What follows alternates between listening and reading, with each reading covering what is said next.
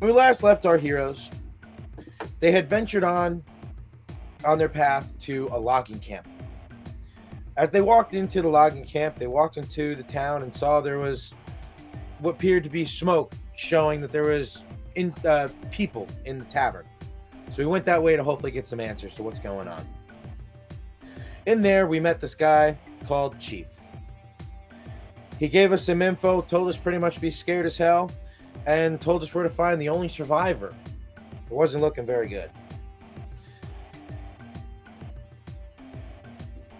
I can't read my own handwriting.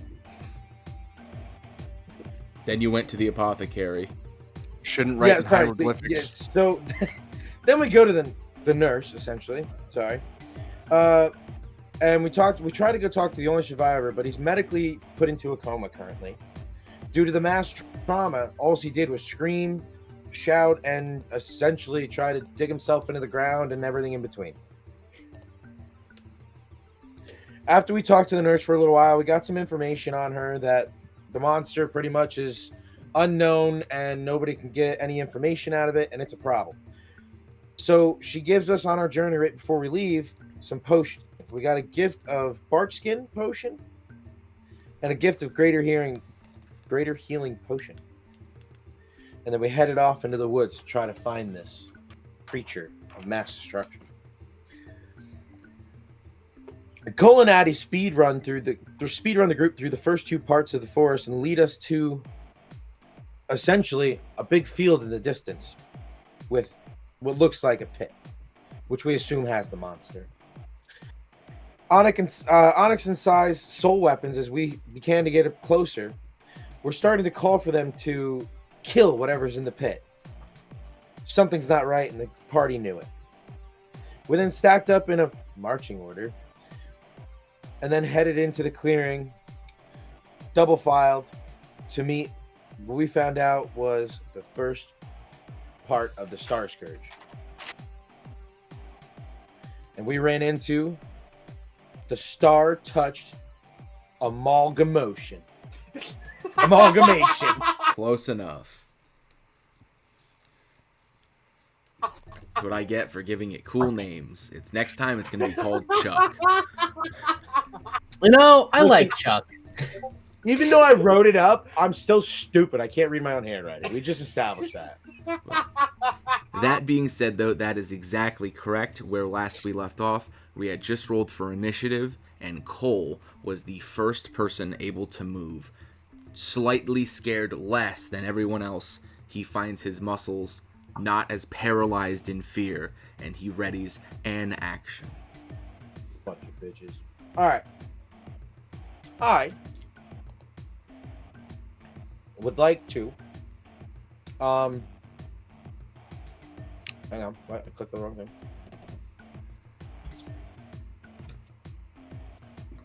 I want to scoot over behind Calyx as my move.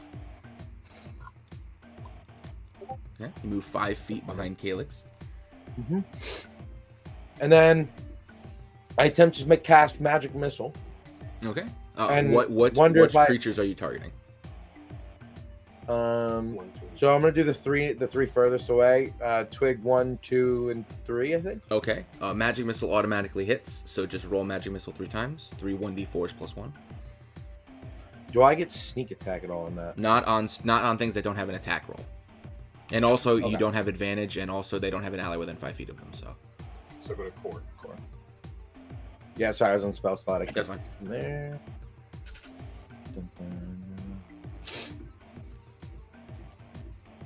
Okay, so you watch as 3 magic missiles fly from Cole's fingertips. The first one instantaneously splatters Twig Blight 1, and it shatters into pieces of little bits of briar and bramble that squirm and writhe on the ground before eventually falling still and losing their animation, eventually turning into completely mundane twigs and sticks. You also watch as the ones that hit Twig Blight 3 and Twig Blight 2 do most of their health. Arms and limbs are blown off in complete chunks, and they are barely standing.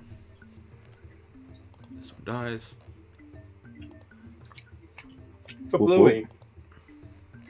And then as a bonus action, I'd like to back up a little bit.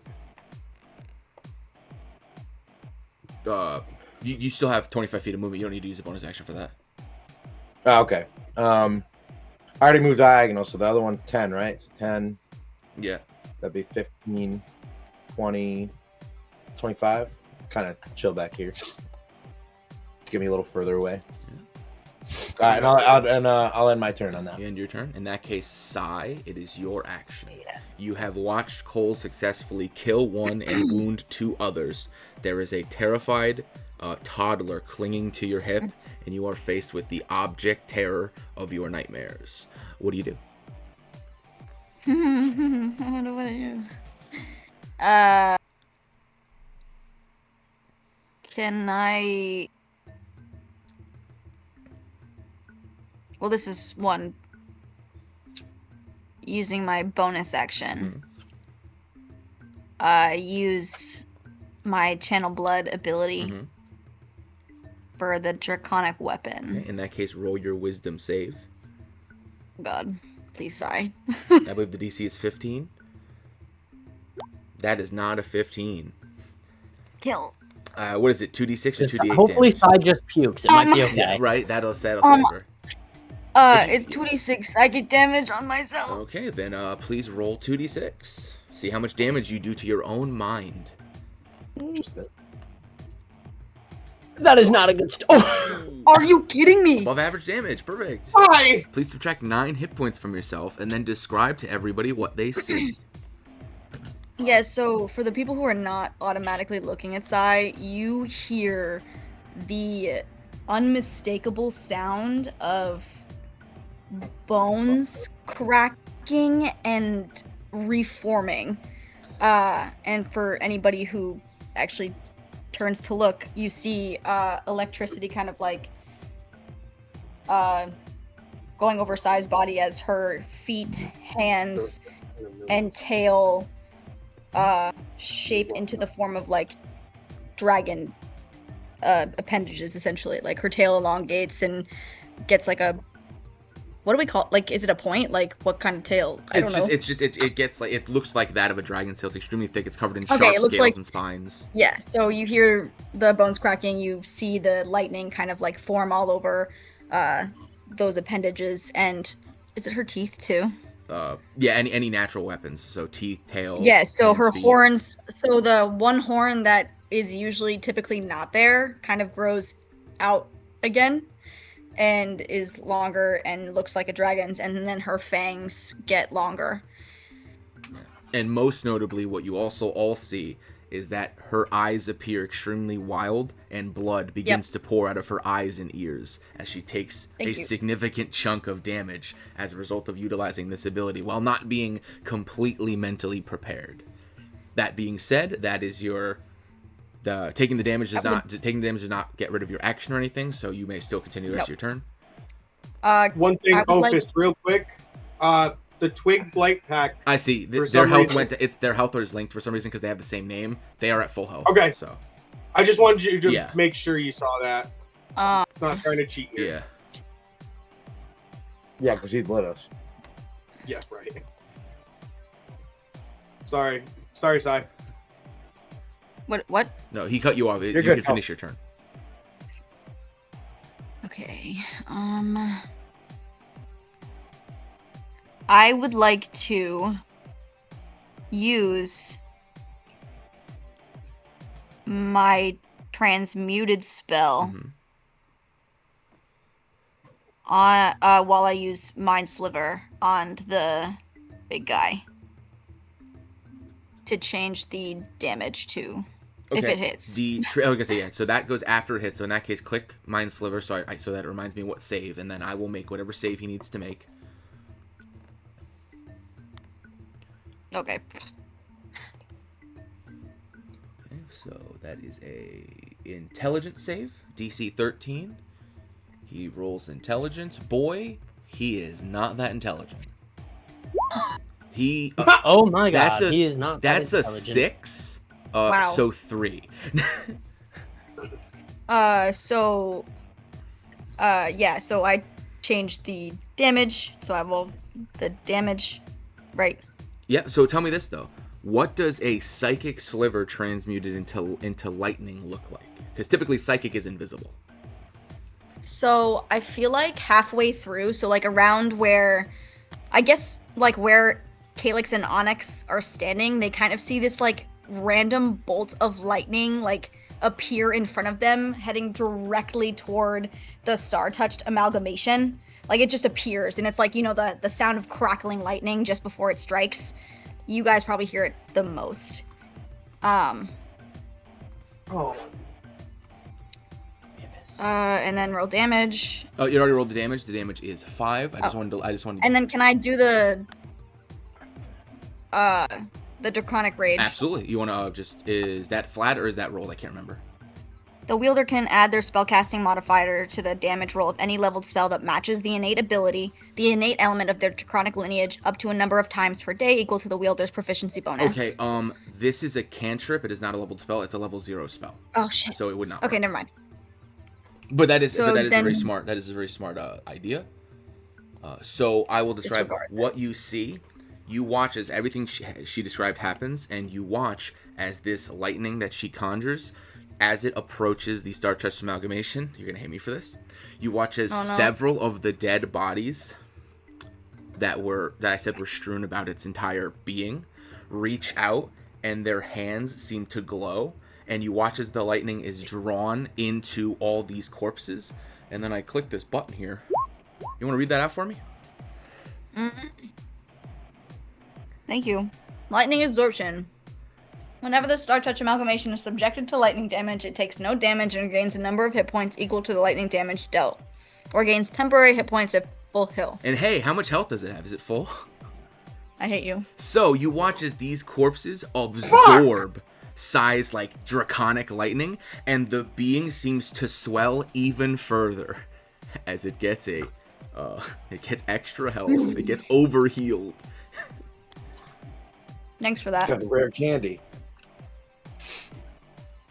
Yeah, for real. Fuck. Yeah, that is your action. Would you That's like to do not something way else?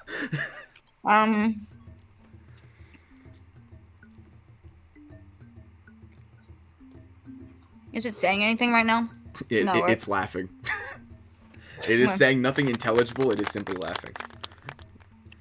I don't think I can play. 100% bronchies. Yeah, I'm good. That's the end of your turn. Okay. Next, if that's the end of your turn, that brings us to initiative count 20. In which case, the Star-Touched Amalgamation gets its first ever of the campaign for any boss you fought, the first ever lair action. For those of you who do not know, lair actions are specific actions that happen on initiative count 20. That happens when you fight a monster of renown in its lair, which it has slowly, over the course of time, turned this pit into. As a result, I'm going to ask one person, starting in order, so we will start with Calyx and work down, to please roll a 1d3 to determine what happens, because the Star-Touched Amalgam does not get to choose. What do you do? 3. My number lock was on. There's. Nope. Other way. Reddit user detected. Ooh, you have rolled abyssal mitosis. My toes! Oh. So, starting from the left. 1, 2, 3 for the Blight Pack.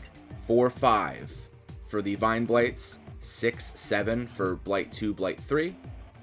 So, /R, 1d7. 1, 2, 3. Okay, you watch as Vine Blight 1. The vines begin to twist and necrose in a strange fashion, seemingly resonating with the Star-Touched Amalgam. And you watch as the Vine Blight begins to separate into two halves, two half-sized halves, and then, as if feeding off the energy of the Star-Touched Amalgamation, the meiotic energy of the plants that it is made of multiplies rapidly, and they grow to full size. And you watch as Vine Blight 1 copies itself, and you create another Vine Blight, which will now be referred to as Vine Blight 3. And there is now one more enemy to deal with. Damn it! That's not helping. Bueno. How do you even roll a 1d3? It's a custom. You just do /R1d, however many sides you want to roll. But that only matters if you live long enough to get to yours. Anyway, that ends the lair action. So we have another enemy to kill now. Great. It is Twigblight 3's turn. It is way away. It uses its maximum movement speed to move 20 feet, and then it dashes to move 20 feet. And it ends its turn. Ataraxia, it is now your turn. Guys, I think we're fucked. Okay. So, did you get my message? On my phone? No. On your Discord? Oh, no, let me check. I was zoned in. Ophis was locked in. Yeah, I have to kill all these people in a reasonable fashion. Damn it, I don't know what that is. Fuck, give me 2 seconds. Oh. Wait, no, that's Matt Mercer's thing. Yes, you can. I see no reason why you can't. Okay. Alright, so then... I only have 1 wild shape left. That's fantastic. Alright, cool. So, I'm gonna use my last wild shape. Dun, dun, dun, dun. Wait, why is it your last? Why is it your last wild shape? I only have 1 wild shape apparently. You guys rested like I think I already used one. rested like 6 times on the way here. You're fully everything. Okay, cool. So then never mind. I'm using a wild shape. Listen, you're gonna need. I'm gonna turn into a moorbounder. Excellent. A what? A what? moorbounder. What is that? Something I don't have a token for because it's from Explorer's Guide to Wildmount from campaign 2 of at Critical Role. But I know vaguely what it is, so I'm allowing it because it's cool looking, and then I'll move her token away. I'm sending it in the Discord really quickly. And editing me will put it up on the screen. Send the image, please. Jeez, that's a movement speed. Put it in the... Damn. It sure Which is. chat did you put it in? D&D. Text chat. D&D text chat. Where? Damn, text chat. Go upward. There.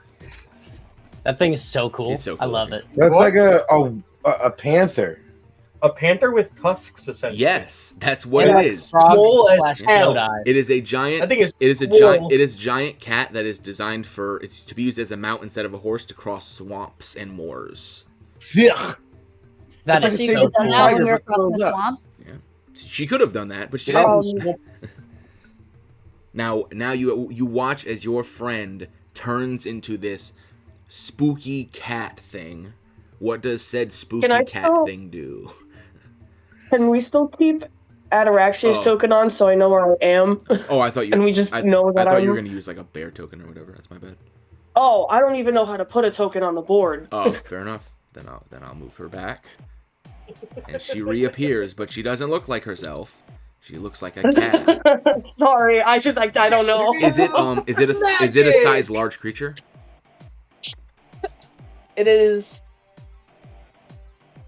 Yes, it is a size large Then creature. She is now this big. I thought that was huge. No, huge is 3. Kitty. All right, so then I guess my question would be, do I want to go and attack the main guy, or do I want to get rid of some of these little guys first? You can do it. To your left, you see there is a pack of twig blights who have not acted yet.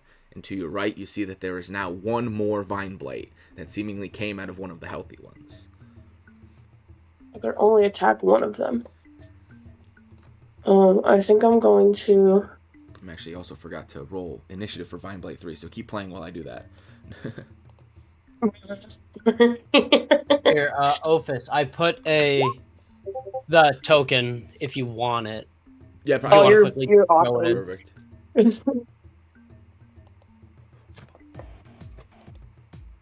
And then I'm gonna attack it with claws. It's a +6 to hit, and 44 +4 slashing damage if I hit.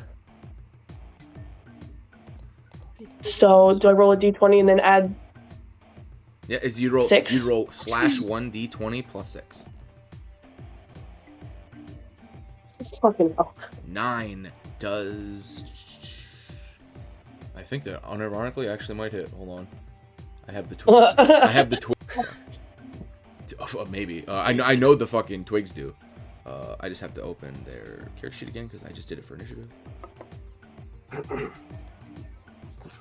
You are attacking the Vine Blight. I am sorry, it does not hit the Vine Blight. You watch as your claws effortlessly bounce off of the viney armor of the creatures. Rutro Raggy. Yeah. Can it take can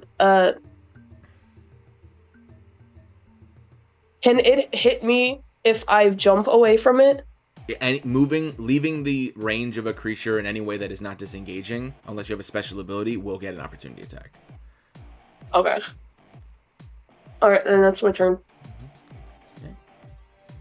After that, it is Twig Blight's 2. Keep in mind, this thing that you changed her token to is also still wearing a tiara. It is. That is very important. I love It's it. very cute. Now, It's very on cute. Twig Blight's 2's turn, it's going to go 5, 15, and that's all it can do. So then it's going to dash and go 20, and that's its turn. And now, Vine Blight 3, the one that was just created, seemingly knowing its mission and knowing what it must do, holds out its hands. And I need everybody in the following radius. Oh, come on. It is a... Is that hitting me? Hold on, I haven't done it yet. Glad I ran away. Yeah, right. Good for you. Circle. Oh, Do they explode? I misread it slightly. He has to move first. So he will go, it's my turn, and then he'll move first, and he'll go 10, 15, 20. Fuck. Uh-oh. And then I am not doing that, so whoever's doing that, please stop. Oh, thank God. Thanks for the heart attack. I was like, oh no. I'm doing this one. I have Oh. a question. Okay. Okay.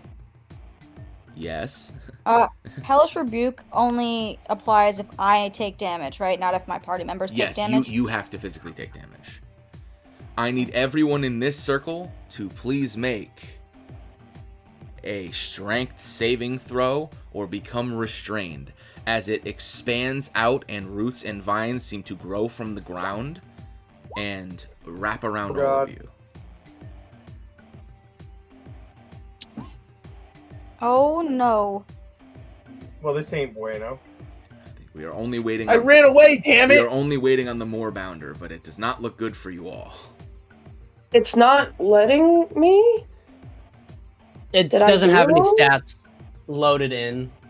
No, you have you have to do it in the Maybe. chat. You have to do it in the chat. So /1d20 plus whatever. Hold your on, I strength think I is. just typed it wrong. Give me 1 second. I'm trying. I'm so There mad goes. I ran away too. I thought I was Amazing. safe. Everyone fails but Calyx. Fuck! So everybody is now restrained. Your movement speed is 0. Attacks against you have advantage. You have disadvantage on attacks against other creatures. You are binded in place, and you may use an action on your turn to make a DC 12 strength check to free yourself, or you can do a DC 12 strength check to free someone else. The entire area in this circle right here is now difficult terrain, and I will draw a shape so that you can remember that. Yeah, I was gonna say I don't remember what it was already. I know. It is the hero of the hour. It is Calyx.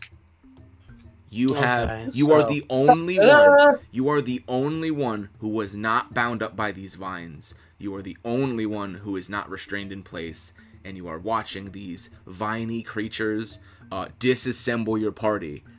And the Star Touch amalgamation hasn't even done anything yet. What do you do? Oh my god. Okay, so I am going to manifest Echo. So I'm going to make my Echo token. Of course. Of course. I would be upset if you Do that. didn't. I'm going to put them right here. Okay. So you're going to watch as the vines sprout out, and Echo will sprout up next to the other Vine Blights, that usual red version of Calyx. He needs a kind of summoning sickness, so he doesn't really do anything at this time, but he's going to still pull out Calyx's sword which Calyx also has out, and he's just going to kind of keep an eye on Vine Blight 1, 2, and 3. And then Calyx is going to try and free Onyx from his bindings. That will be a strength check. So not a saving throw. No, it is a check. Strength. It is a strength check for a DC 12. That is a 7, which is not 12. Wish I could have. I should have said. Never mind. Too late now. So, Onyx, you watch as your friend attempts to free you, and he is unable to break the magically conjured roots and vines that bind you in place. You are still restrained.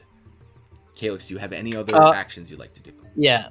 So Calyx is going to look at Onyx and say, I'm sorry, I can't free you right now. I'm going to go back and protect your brother and everybody else. Mucho appreciado. And then I'm going to move. You're in difficult terrain currently, so 10.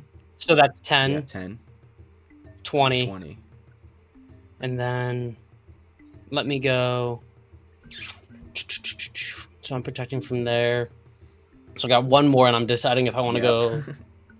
Yeah, I got to decide if I want to go. Some decisions, don't we? Yeah. And then I think I need to defend the most people from here, and kind of go from there. You watch as Calyx takes up a defensive position, guarding 2 more restrained party members. And as his turn comes to a close, we come to the first turn of the star-touched amalgamation, who has like no movement speed. So he spends his entire turn doing this. And then he ends his turn. Oh my god. Because you all ran away from him and never actually ever got close enough because Onyx detected that they were undead. So that's his turn. But next turn, you're fucked. No, don't say that. Bad. He says that. Comprehend languages, Sai, he says that. He says, next turn, you guys are fucked. But that's all he says. He doesn't say anything else. Now, Onyx, it is your turn. Okay, so just to clarify, I'm restrained, so my action... Your movement speed is 0. Attacks against you have advantage, and then attacks you make against others have disadvantage. Right, so I have to make a strength saving throw, and that would count as my action, right? No, your action is to make a strength check. You can choose to not do that. You can instead choose to do something else, but you will just remain restrained. It does no damage. It just drops your movement speed to 0 and gives advantage to hit you. Yeah, no, I'm gonna try to break out of Okay, in that case, roll a strength check. So you can reach Vine Light 3 with your sword from one. Natural 20. Nice. Oh, you watch I couldn't do that before. You watch his Onyx, much like a bodybuilder, reaches onto the vines on his chest and rips them off like he's ripping off like a tearaway shirt in a theater play, and the vines explode off of him, and he stands there looking super cool, now no longer restrained. Calyx, you couldn't do that before. The magic. What do you want? I can move, but my movement speed is halved, right? Your movement speed is double movement speed in this bubble. Do you by any chance have the ability to like use fire of any sort? No. Sort of, but no. Like not even with your weapon? Like it's not like on fire or whatever? It's not worth doing it right at this moment. Okay. Okay, so we're just gonna move. Where's my? So I have. So if I have a movement speed of 30, I can move 15 feet, right? You can move 3 squares. Yep. So 1, 2, 3. You can go diagonal if you want. I can't cross through the. Can't you? Are you trying to? I can't go through the enemy square. Cole was trying to tell me I could. You could go down 2 and then diagonal if you wanted to be in front of Brontes. Yeah, he's saying right here. You can do that if you wanted. You can do that if you can diagonal. Oh, okay, so basically you're doing the thing where you go here and then you're gonna do this. Basically. Yes. Cool. As soon as you do that, you leave Vine Blight 3's attack range and he punches you. That's fine. He constricts you. Does an 8 hit? My AC? Yes. No. Then you feel a slight tap on the back of your chest as this feeble vine creature attempts to punch you and bind you up into itself, and you simply do not even feel it. Does that end your turn? Because you still have a bonus action. I don't think it's worth using it yet. Okay. I think I'm gonna end my turn. Yeah. Okay. In that case, it is now Vine Blight 1 and 2's turn. They both rolled a 7. That's funny. There is already an area of plants, so they have no reason to activate more area of plants because it does not stack. So instead, both of them are going to look at Echo and then ignore it. And then both of them, actually one of them will be dumb. One of them is going to move like this. So if Echo would like to take an opportunity attack, he may. Yes, I will. 15. 15 hits. Roll damage. 6 damage. Okay. And then both of them will then each make a constrict attack at advantage against the Moorbounder. As you in this moment realize that these Vine Blights have no face or eyes, and they appear to be detecting via sound and movement on the earth, of which Echo does not have any. So they don't see him. So the first one will be Vine Blight 1 against the Moorbounder. Does a 14 hit the Moorbounder's AC? Yeah, it does. Okay. In that case, please make... you are large or smaller. So as you watch as the plant reaches out to hit the Moorbounder, it smacks you with its hands, dealing 9 bludgeoning damage. And then all the vines from its hands reach out, and you watch as it binds up the Moorbounder, and it grapples you. Until the grapple ends, the target is restrained, so you are restrained, and the blight cannot attack anyone else. It can only attack you. Then... Wasn't I already restrained? Yes, but you are now restrained from a different source. Though, again, it does not stack. I just find it very funny. Because now the other blight is going to attack you. Does a 13 hit the Moorbounder? Beats it. Yes. Yep. So you take 10 more bludgeoning damage, and you watch as that one also attempts to restrict you. But it does not stack, so it doesn't matter. But you watch as these two piles of living vines are comedically pummeling this giant swamp cat. Well, that's not good. Also, can you take away the 6 HP from Blight 1? I was like, didn't we hit one? No, because they're all linked still. I have take them from all of them. I'm cool with that. That's fine, but I'm going to remember that they're all... Actually, you know what? Give me 2 seconds to fix it, because it's going to fuck everything up. Okay, then that was the end. This is why we can't have nice things. That was the end of both Vine Blight's turns. It is now... He says, before he actually restarts recording, he's going to put the music back on. You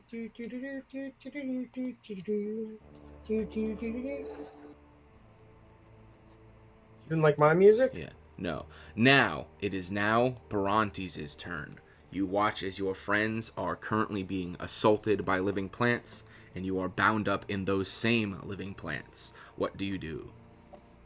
It's not an action to try and do the strength check to free myself.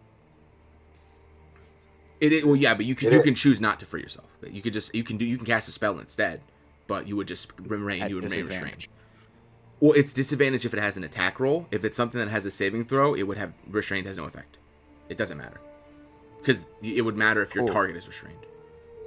Well, then, since I want to give everyone at least another turn, I'm gonna cast Magnify Gravity at level 2 at the Star-Touched Amalgamation. Are you centering it on it, or are you putting it like in front of it? Centering it on it. Okay.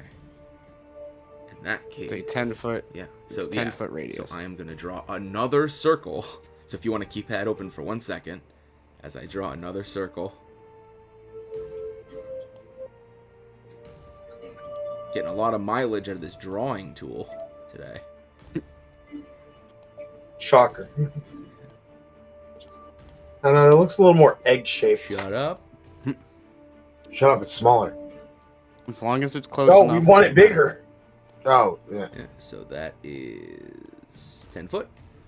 Okay, please click the spell so that it reminds me what the save is. a Constitution saving throw. On a failed save, they take force damage, and its speed becomes halved until the next turn. On a successful save, though, it takes half damage and suffers no reduction to speed. What happened? He cast Magnify Gravity in an attempt to slow down. I'm casting it at level 2, so Yes. it would be an Because I added was in the dice. bathroom. Yes, so it'd be 3d8 damage. If it does fail, Well, fail. it would still be 3d8, it would just be halved 3d8. Yeah. So the Starch Amalgamation, oopsie. Okay, I'm back. Starch Amalgamation is going to make a Constitution saving throw. It does not have proficiency. It rolls a 5. Rolled a 2 plus 3. It is not having a great day. 3d8. Yeah, please roll your 3d8 damage. What a coincidence. Neither are we. Yeah, funny how that works. That is extremely good damage. Holy shit. So Crush it, Brontes. Let's go. Fucking Brontes! I'm waiting for You it. watch as the same bubble that like gently smushed Mervala into the mud in kind of like a funny way. You watch as now that Brontes is taking this seriously, he conjures this like dark area, and this dark area crushes this mound into the ground, and it like loses 5 feet of height as it's getting compressed on itself. And you watch all the bodies and vines and mouths and like tentacles start to pop as they're getting compressed, and they're like splotching, like the heads of some of the dead woodsmen are like popping like grapes under the increased pressure. And it takes 20. It has no resistance to force damage, so it takes 21 damage. Holy shit. And its speed is now halved. Where were you hiding that, bookworm? Ta-da. Ta-da!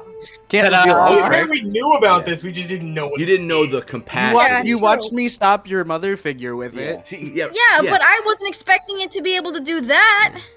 I was being nice then. Yeah, dude, imagine, Well, I imagine if you appreciate did that, 21 I guess. damage to Mervala. That would have been funny.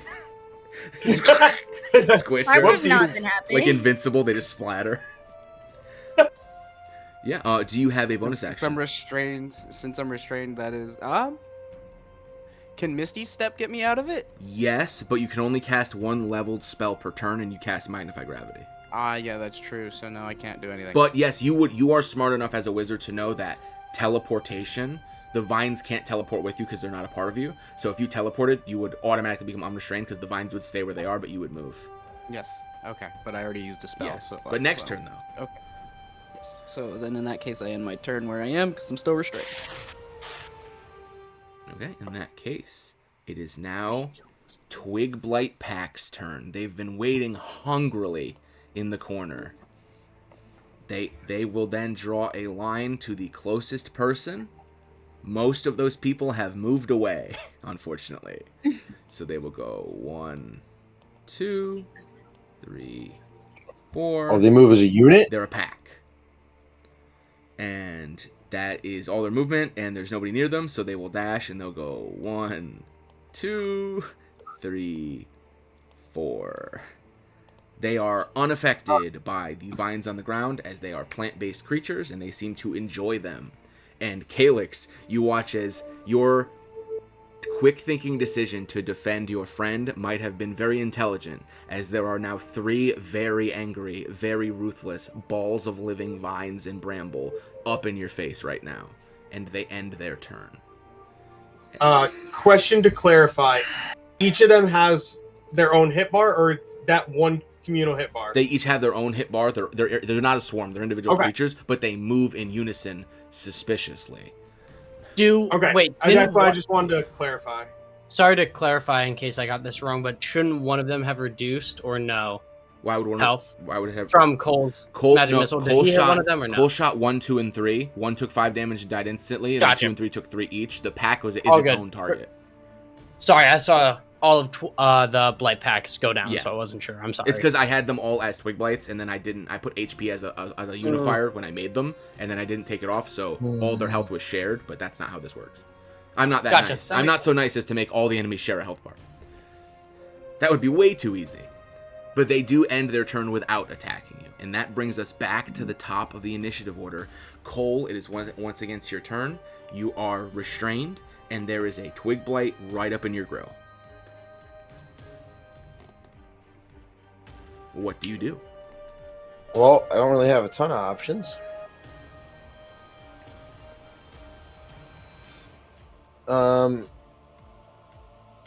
So I'll probably just do. I'm not gonna try to save myself. I have a net -1. I'm not rolling a fucking 12. Just roll a 13. It'd be easy. Yeah, it's fucking easy. I'll probably, well, at least to get the 1 out of my fucking face. Fuck it, I'll do magic missile again. Okay, what are your targets? The 3. So you're sending one missile to each of the pack? No. Let me change that. Hang on. I'm still using a magic missile. But what I want to do is, where's the thing? I want to do the lower one. I don't know how to ping. How do I ping? Oh, I want to hit him. Yeah. Him, and then blind light 3. I'm gonna leave this guy. You're gonna leave the one that's directly in front of Calyx alone. I mean, no, because they don't have numbers. That's what I'm asking. The one that is directly in front of his token. Yes, okay. yes. In that case, roll. In that case, starting with the one directly like to your upper left, roll 3 magic missiles. Yeah, the first one takes. It dies instantly as you watch as the missile strikes it in the center and it explodes. And so does the second one, as you also do 5 damage, blowing it to pieces. And finally, the Vine Blight, which is concentrating on, or which is creating these magical vines, takes 4 damage as you watch as these two. Oops, I circle. And now I don't have. Because I can't dash or anything while I'm bound up. So I literally can't do anything else anyway. You still have a bonus action, but yes, your movement speed is 0. All my bonus actions are movement things. Then yes, you have no bonus actions. So I'm kind of screwed. Right. What? No. Alright, my turn. Go back and hide in the vines. That'll help you, Rick. And now, Sai, it is once again your turn. Would you like to cast lightning on the amalgamation again?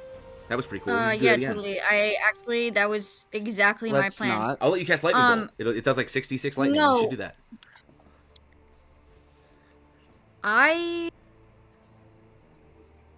If I step forward, can I reach diagonally to Calyx? Yes, he would be in an adjacent square, and you would not be in the circle, so it's not. Okay, can I tell Flower to stay where she is and hide? You can tell her that.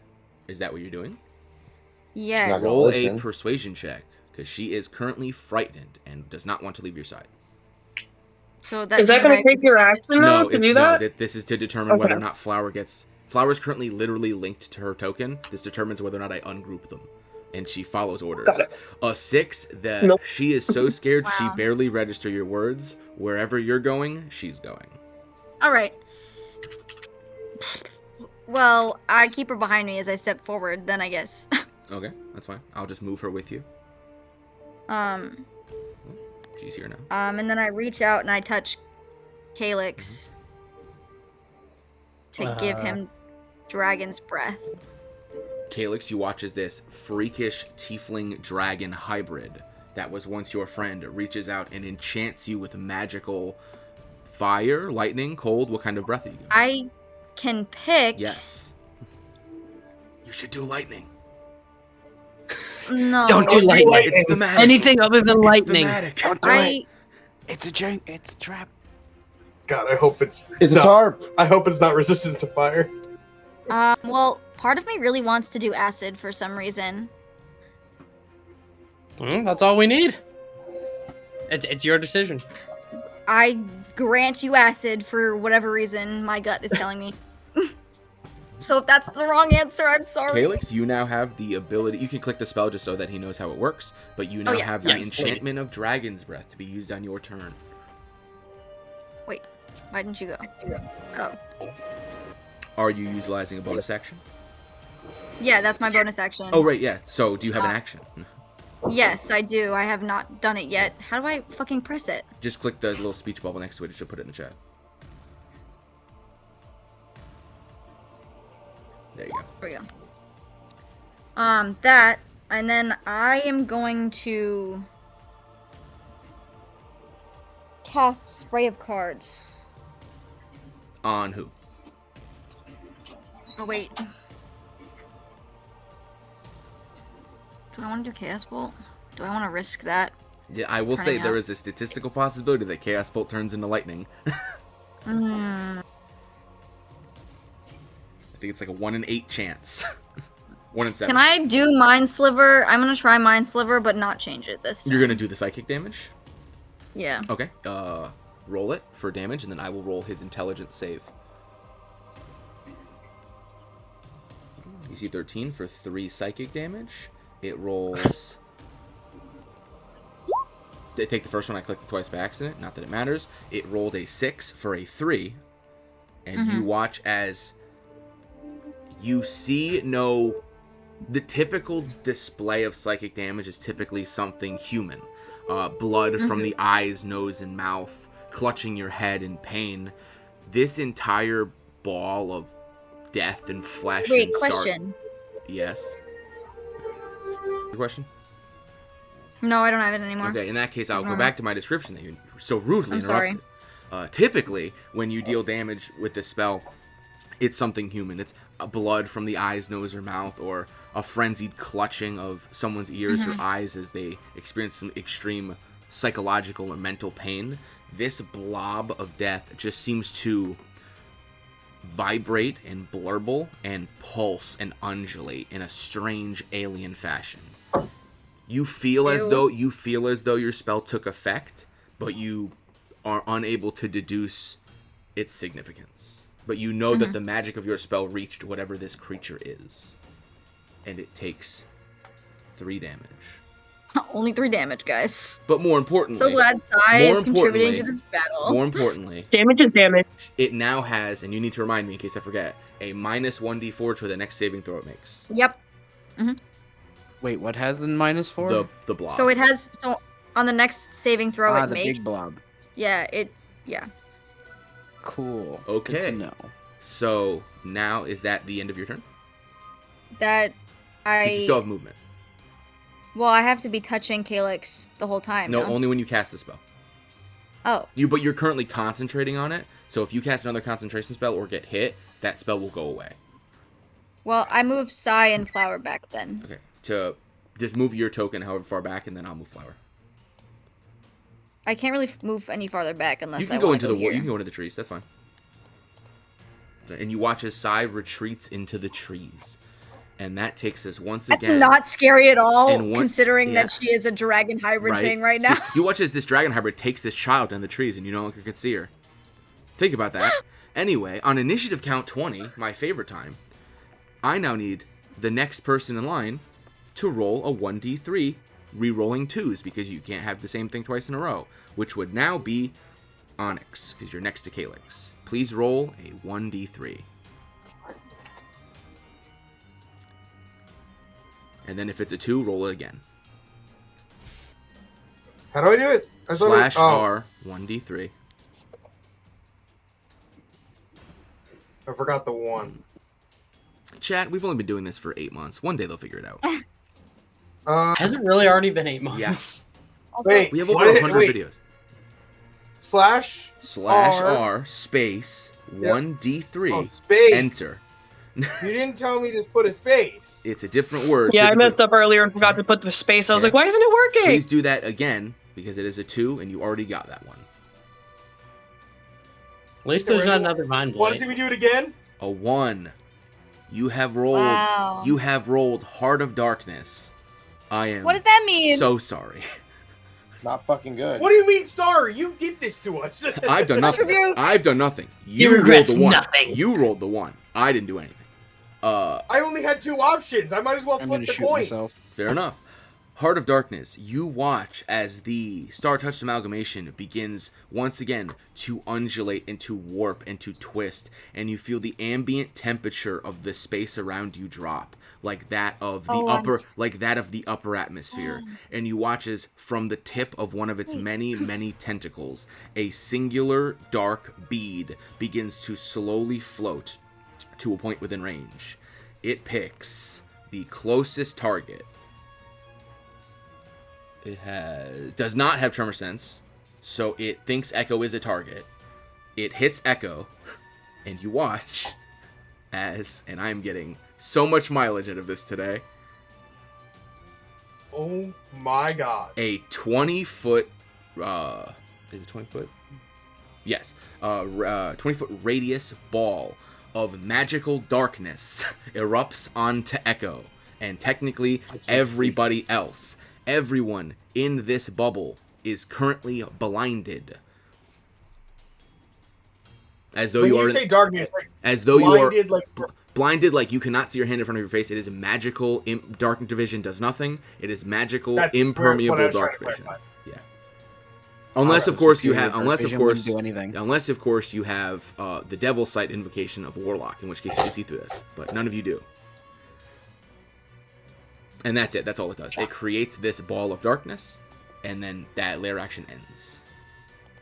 So to clarify, so none of us can see. Is there a DC save or anything? Nope. You are. It is as though you are. It is as though it casts the darkness spell. And so, That's very yeah. helpful. Well, right. I forget you don't know D&D. So yeah, no. It's magical darkness. You can just leave the bubble and your vision comes back. But for as long as But it is technically here, speaking, we don't know where the bubble is. No, but you know the direction of where you were already. So you know, like, if I just keep walking to the left, I will eventually hit the trees. And then if you keep walking in that direction, you will eventually leave the bubble. Eventually. You're right, you do not know how big the bubble is. But you know that it cannot be infinite because magic doesn't work that way. So we're just chilling, and then suddenly darkness. Yeah, well, you see thought you see the black bead come from the tentacle, Oh, and you watch it float It's over to 20 Echo. foot radius, not 15. Oh, did I misread? Is it 15? I was gonna say I pulled up darkness the spell. Oh, and it in that says case, 15. I typed it in my notes wrong. That is my bad. In which case, it is a slightly smaller. It is now, But Biggest still, of the tall, nonetheless, but more still aggressive. very large. Ball. There are a lot of magical circles. Can we dark- get rid of the one around Wait, so am I good? animation? No, because I need Yeah, I I need think- that because it has that effect from that spell still because it hasn't taken its turn yet. Yeah, until my next turn. Is Cole Oh. not affected now? Technically, yes, he would not be affected. Which is funny because for Thank Cole, you, Bronte. magical darkness is no different than regular darkness because he already can't see in the dark. Yeah, I know. But still, I can see now. And then just to make it easier for you, I'm gonna turn this one green so that you know it's the entangle. Black is darkness, and this is going to be a cool beige for magnify gravity. That For is Thaumaturgy, yeah, that makes Yeah. sense. I always imagine like gravity magic would be like pink or purple. Yeah. Be That, completely is that honest. salmon? See, it's like a nice salmon. However, and this is the important part, it is now Twigblight 3's turn. Twigblight 3 does not have a face and does not need light to see, so it does not even register the darkness and simply begins its journey towards you. Oopsie, I moved that. It's fine, like that. And then Twigblight, it has to dash, and it dashes, it ends its turn right next to the now blind Moorbounder. And it ends its turn. Moorbounder. It is now your turn. It is now your turn. You are super mega restrained, and you are in pitch black magical darkness and can see nothing. That's pretty scary. But you I can like literally hear, don't. but you can hear the sound of twigs and briars sprinting at you and chittering and chittering, and you can tell it is close. Literally the only thing I can.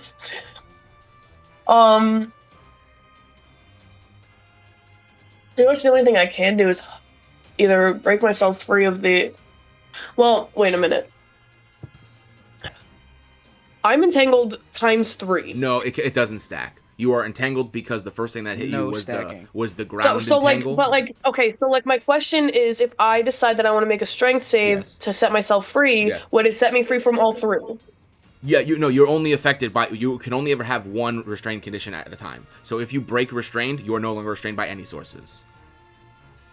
Okay. It's just you're affected by the one that hit you first, which is the one on the ground.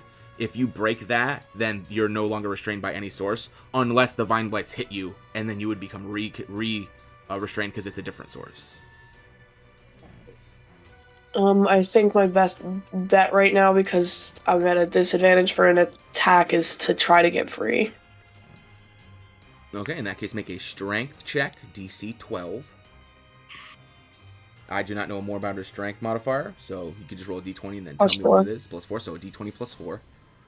Just roll an 8. It'll be easy. 13. That's more than a Oh 12. my god. None of you see this, but you hear the sound of a moorbounder doing the exact same thing Onyx did, where it super cool rips the vines apart off of it, and it looks all majestic, Yeah. but nobody sees it because nobody can see in the dark. That is your action. Do moorbounders have bonus actions? No. Okay. In that case, do you move? Mm,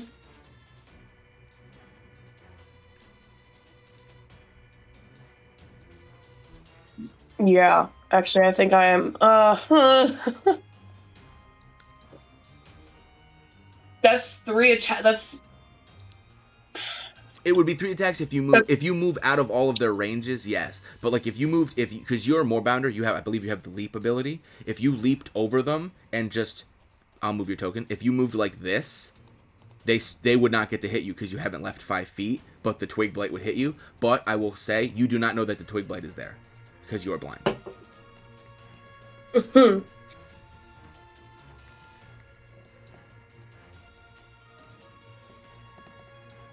This fucking sucks. Hey, at least it's not your hit points that are going down. Yeah, but I'm running out of the temp hit points that I have. This is fair. Like,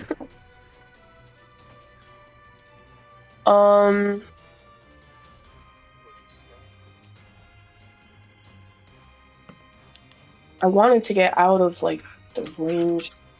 If I went here, that would absolutely give me 3 attacks, right? If you went here, it would get you 2.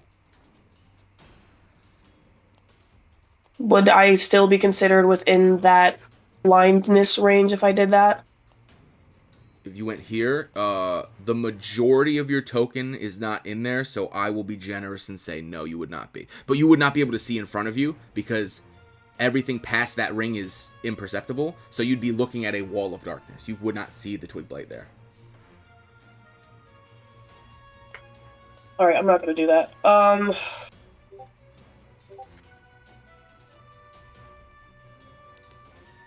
Yeah, no, I'm not gonna move. I don't think it's gonna move. And so that's the end of your turn. It is now Twig Blight 2's turn. It moves 20 feet. Hit that again. It moves 20 feet. And for the first time the entire fight, Twig Blight gets to make an attack because you were within 20 feet and it does not need to dash. It makes an attack at the moorbounder.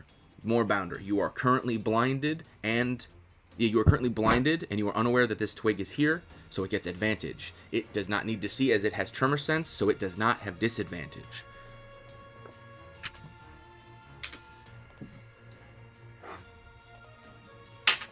And it will attack you with its claws.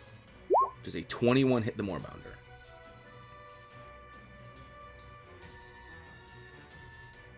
Moorbounder. Did you really need to ask that? I always ask because I don't know what abilities moorbounders have. They could have fucking the shield spell. I don't remember. Yeah, it is. In that case, take 4 piercing damage and you feel the painful raking of claws on your back from an unseen source. And that is all it can do. It is now Vine Blight 3's turn. It is stationary in the center, holding up the magical vines so it does not move. It does... What does it have? It has...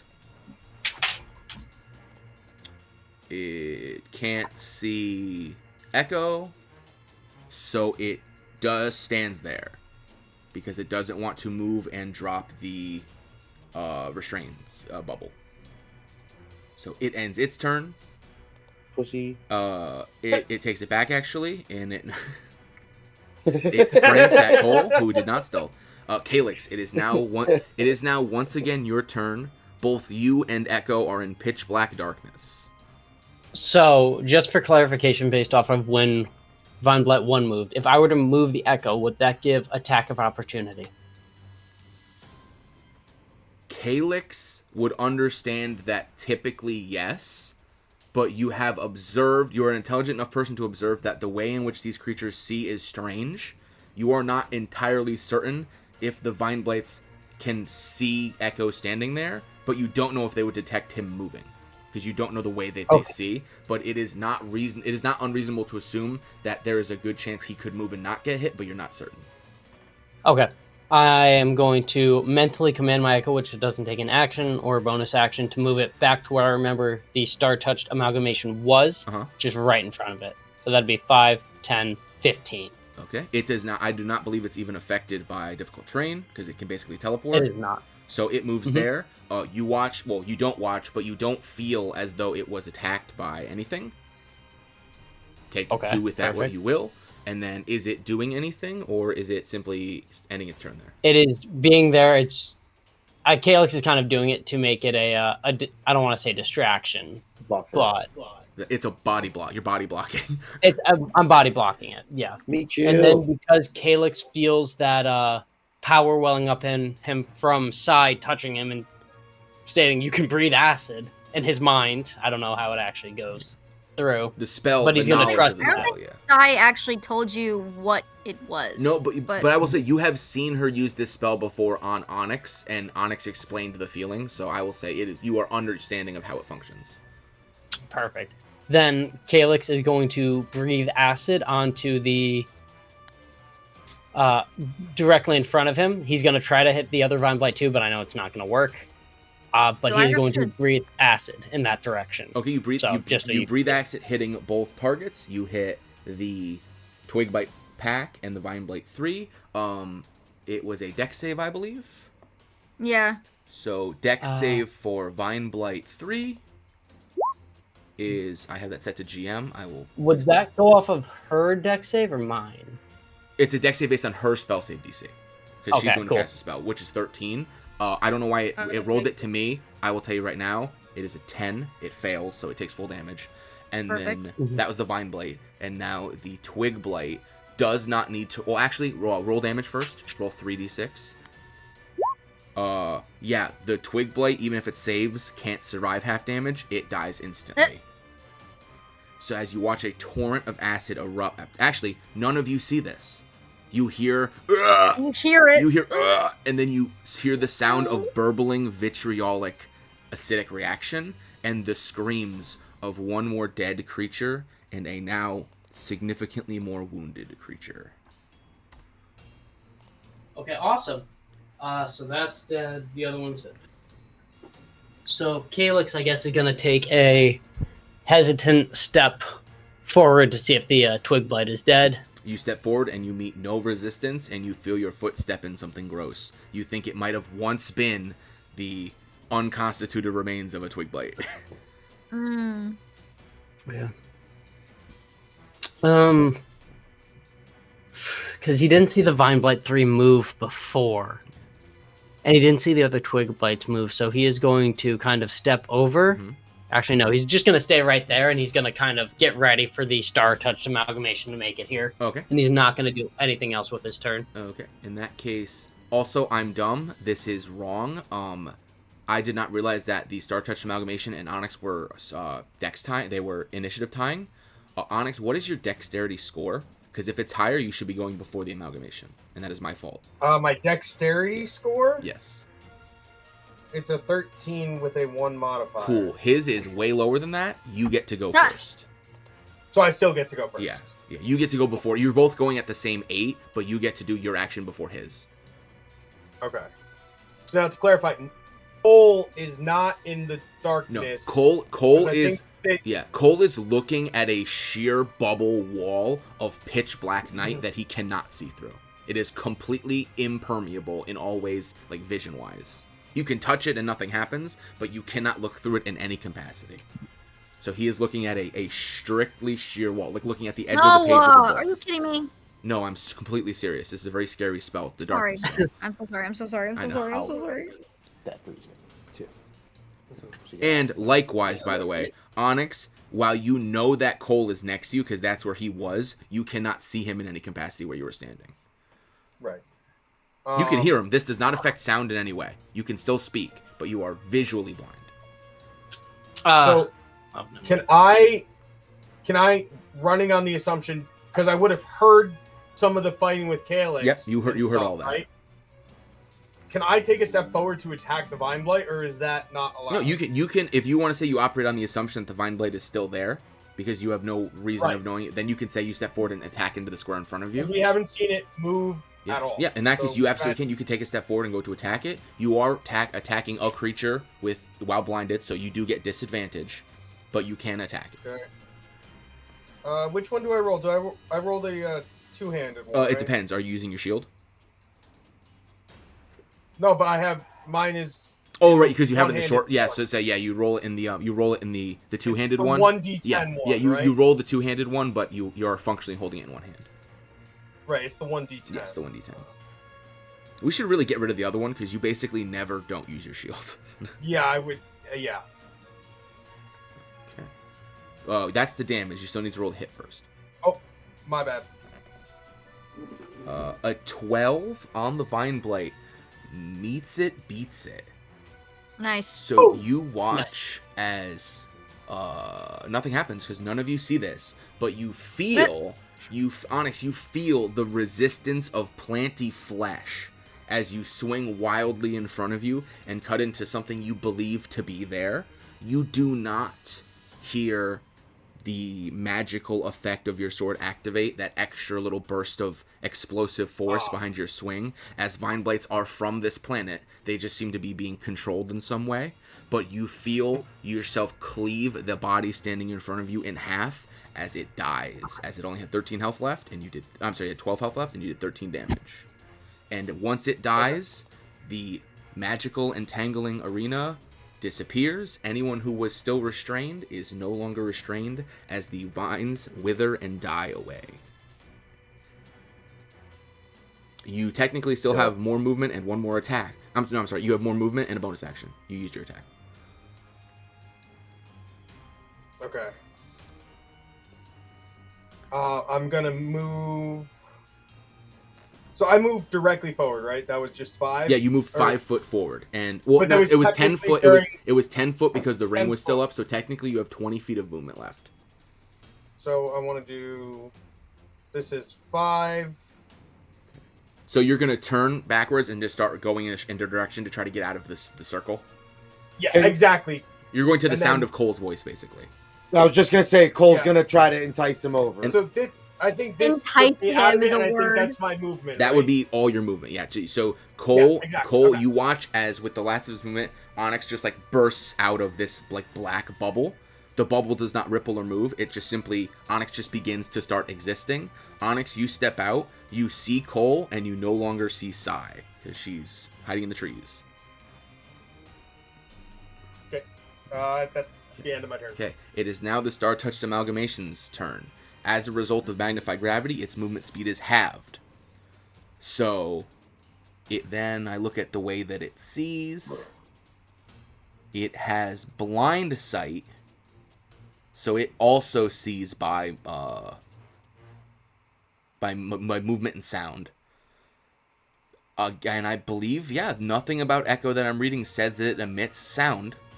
So it doesn't see it. Does Echo take up space, or could this thing is going to attempt to walk forward? Would Echo physically Wouldn't stop it it? think through it? Yeah, is it?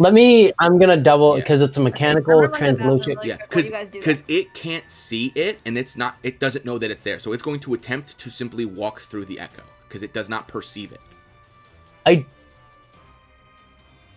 I'm actually gonna look that up because it Yeah. actually doesn't say it. It in is the also manifest echo thing. important. Give me a second. Yeah, it is also important because you might want it to start swinging at the Echo and buy you some more time. So Yes, I would very much like that. yeah, because I'll tell you right now. Yes, it occupies a square. It occupies a square. So then you watch as It quote unquote blocks movement and provides cover, but it is considered a magical object, not a living being. okay, in that case, you watch as the Star-Touched Amalgamation, which is only partially in the bubble. I'll say Onyx, you see the edge of it from like around the curve of the bubble.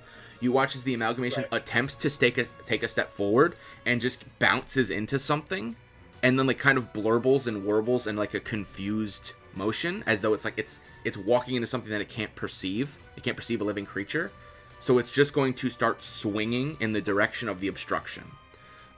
Echo cannot His be AC is blind. 16, No, but- it is immune to all conditions, correct? So it cannot be blinded. Ergo, this attack does not Correct. have advantage, correct? Correct. In that case, it uses its attacks. First things first, it does not click off advantage. It doesn't have it. It is going to pseudopod slam. Does 8 Yeah, bludgeoning. it takes it out Yeah. completely. So Onyx, and only Onyx, funnily enough, you watch as this gigantic tentacle of dead bodies and like sinewy flesh swings down way faster than you think it will, and you hear it slam into the ground, and like the ground shakes, and it doesn't make a second attack, and you watch as it then moves its movement. It moves this much movement, and then ends its turn because its movement is halved by magnify gravity. So it makes 1 square of progress towards the party, and at which case magnify gravity then ends, and the ring goes away. It ends its turn. You took your turn. Vine Blights 1 and 2 are currently in the darkness, and they are 1v1ing a Moorbounder. They are both going to attempt to fight the Moorbounder. Moorbounder does a 9 hit you. Probably not. No. And the God. other one, a 7. 7 does not hit. Then that you watch as they both punch you. Well, you feel them both attempt to punch you, and the natural wiliness of your cat-like form instinctively dodges their blows, despite the fact that I'm completely stupid, you're currently blind. In that case, it would be a 20. Does a 20 hit you? Yeah, a 20 hits. Okay, in that case, you dodge the first one, and in doing so, you dodge into the second one. The second one punches you, hits you with 7 bludgeoning damage, and then you are now grappled by Vine Blight 1. You can attempt to escape on your turn. While you are grappled, you are restrained, and the blight can no longer attack anybody else. And Which I'm blight also is back that? to- Sorry. Blight 1. 1. The one that I'm is the also one that's back missing. to- You're back to Ataraxia? I'm back to Ataraxia. 7 hit points is all I had left. Okay, so but you had exactly 7. I had exactly 7 hit in points that case, left. Ataraxia returns, but she still has her full health. And funnily enough, Ataraxia goes back to being a size small creature. So then she would then functionally shrink, and you are now no longer within 5 feet of the creature. And since its grapple range is 5 feet, you shrink outside of its grapple range and are no longer restrained. Yes!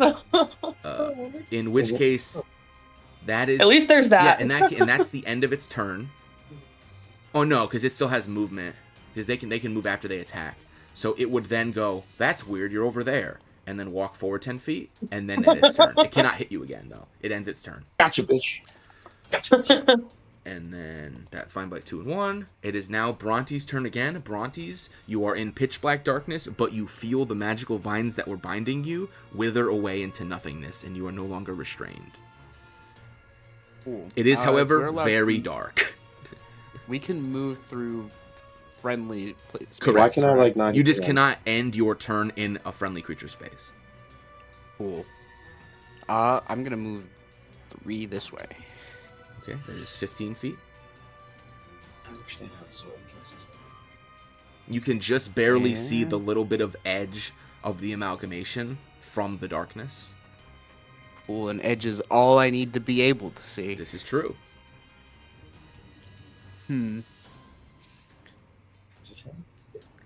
I will cast Power Shatter word kill? at the amalgamation. Okay. What is click the spell? It's a Constitution save, I believe, right? Con save, or in a 10-foot radius. I assume you're casting it so that it doesn't hit Calyx. Yes. Okay. As well as, doesn't it also have disadvantage on its next saving throw due to It has a psi? minus 1d4. You are correct. So Nice. So it is a first things first. Great- I great will recollection roll there. con save, and then which is a 21. However, Thank you for not hitting it. However, I do minus a 1d4. I'm only fair. Does a 20 beat your save DC? Yeah, it definitely does. Darn. Roll damage. It will take half of that. It's only 3d8, so That's still damage. That's still, it's rounded up because it's takes damage. 11. It takes Yeah, it's rounded up because So it's it damage. takes So it takes 6 What kind of damage? Thunder. So you can't see it, but you can hear it, or at least like it's blocked. Most people, the vision of is blocked because of the ball of darkness. But to most of you, hear this lightning thunder crack of like impact as space is distorted inwards, and this huge boom of thunderous energy blows back the abomination. It resists it in such a way that like it is able to tolerate the damage, and it makes the save. However, I'm reading the second part of the spell.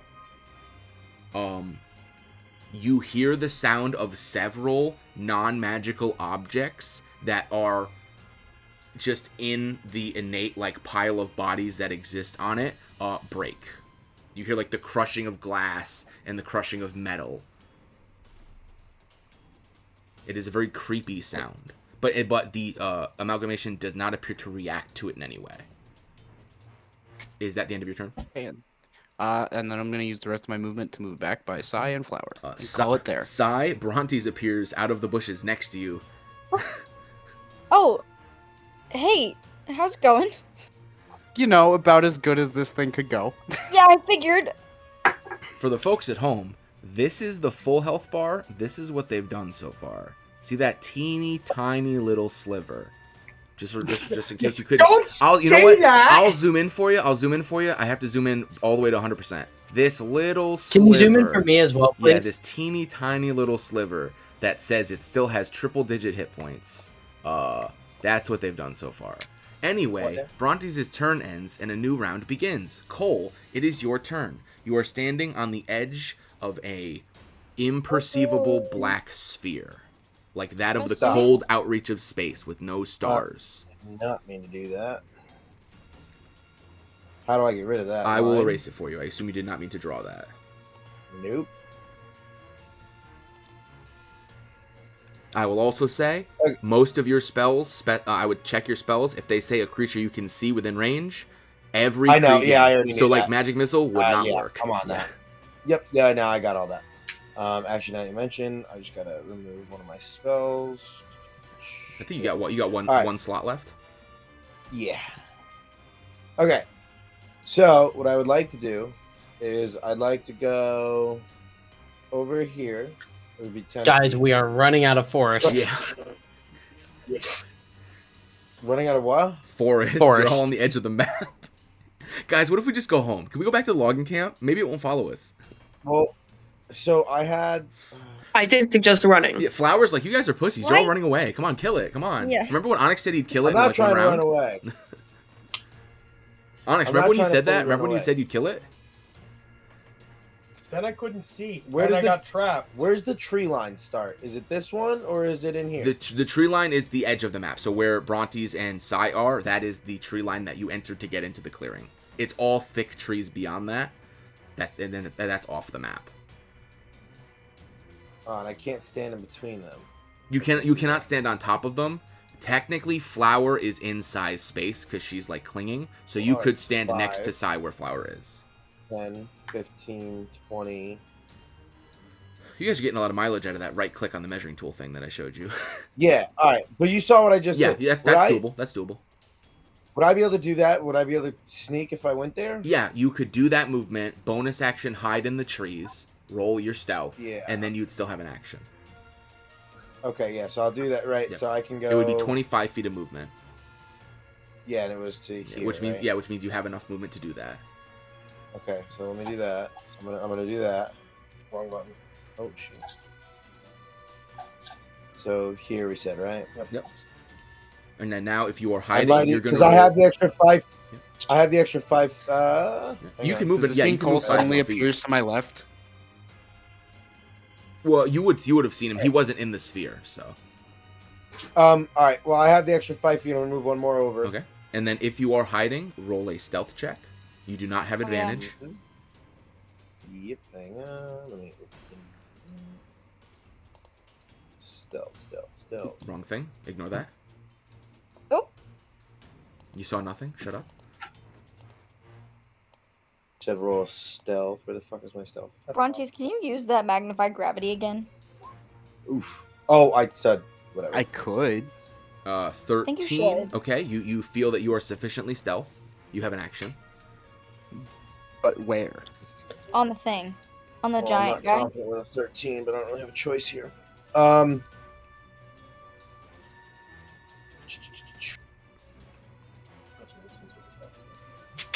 Yeah, I'm gonna do. I think the distance is 60. It's 40 feet away, currently. Yeah, for a crossbow, I think. The Oh yeah, distance it's is 60 feet. You do not have advantage. Yeah, I didn't think so with a 13. Wow, still a 19 though. Dude, a 19 absolutely hits. You watch as from the tree line, an arrow pierces through the trees and the darkness, and it slams into the tippy topmost part of the giant mound that is coming towards you, the little sliver that is above the sphere of darkness, and it takes 7 piercing damage. And the crowd goes wild.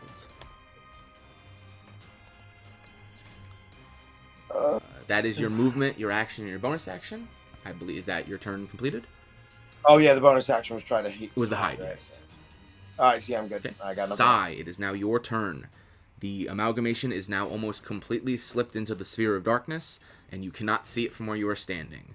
You hear the sounds of and you feel your spell having gone off on Calyx, as he has breathed his acid, and he continues to do so, or he continues to have the enchantment, and you can feel that there are less presences in the darkness, but you don't know how many, and you don't know the status of your friends that you cannot see. Namely, one more bounder, who you do not know has transformed back to Ataraxia, and one orc, who is currently in the center of said darkness.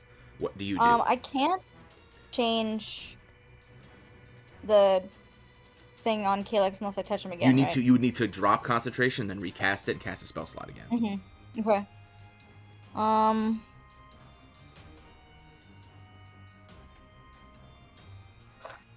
Right after. I try to convince Flower to stay with Brontes. Okay, you're going to roll a persuasion check. Yep. I'm like, Flower, I need you to do me a big favor. I need you to stay here with Brontes so I can go beat this mother. Okay. She withholds her response until after I see the roll. Oh no, it's not gonna be good. Persuasion, right? Persuasion. She, Okay. Critical I will fail. say, So I will much say worse Why than the clearly that is- having been your second fail and a critical fail, you watch as she clamps on your leg and she looks up with you with a frown, and her perspective of fear has morphed into one of anger. Stubbornness. Yeah, one of anger, and she grabs your hands and she goes, "No!" And she is not going anywhere. You feel as though it will be functionally impossible to convince her of leaving your side for the rest of this combat. The stubbornness of a whisper real 6-year-old is very convincing. powerful, and you feel as though it has chosen now to kick in. Oh no. Cool. Fantastic. So it's like fully in there. If I move over though, I can like It is, See yeah, it? from where If I you are move- standing, it looks as though it is fully inside the sphere. But I mean, so you could move around to like try if to I see. go like on the other side of Cole. You don't know if you could see it, is what I'm saying, because it's blocked. But you could Okay, do that well, just I'm to gonna move. experiment. 10, 15, 20, 25. She was here. Can I see it You now? can now see like the tip, the backmost part. You can see like one of the bodies that are like halfway absorbed into the mound, sticking out of the darkness. So if I like aimed like a little bit it's still toward the for right. any spell that says a target you could see, you can technically see it. Okay. I'm gonna cast Chaos Bolt. Okay. Click Chaos Bolt so that I can see the table, and then roll your. Isn't it a bolt? Oh no. It's a He 10. has a distinct possibility of rolling lightning. You watch as your chaotic bolt flies forward and slams into the thick hide Wait. of this mound, and it is bounced off and deflected, as a 10 does not beat the AC of this creature. Right. But on the bright side, Okay. it didn't get the chance to turn into lightning, so it did not heal the creature either. Mm-hmm. I don't think I have a bonus action.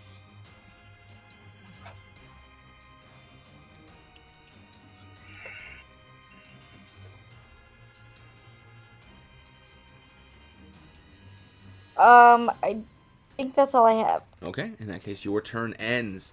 and it's everybody's favorite time of the day. Initiative count No. 20. The next person in line would be Ataraxia. Please roll a 1d3, re-rolling ones, as the Sphere of Darkness is already here, and I will tell you this, as a result of this lair action, it has been one turn, and the Sphere of Darkness disappears. My God. A 3. Oh no.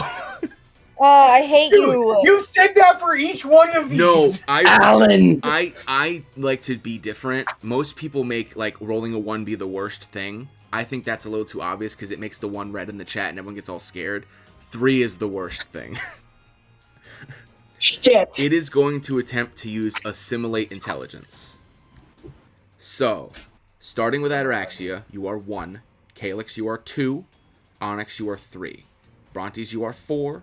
Cole, you are 5. Sai, you are 6. Flower, you are 7.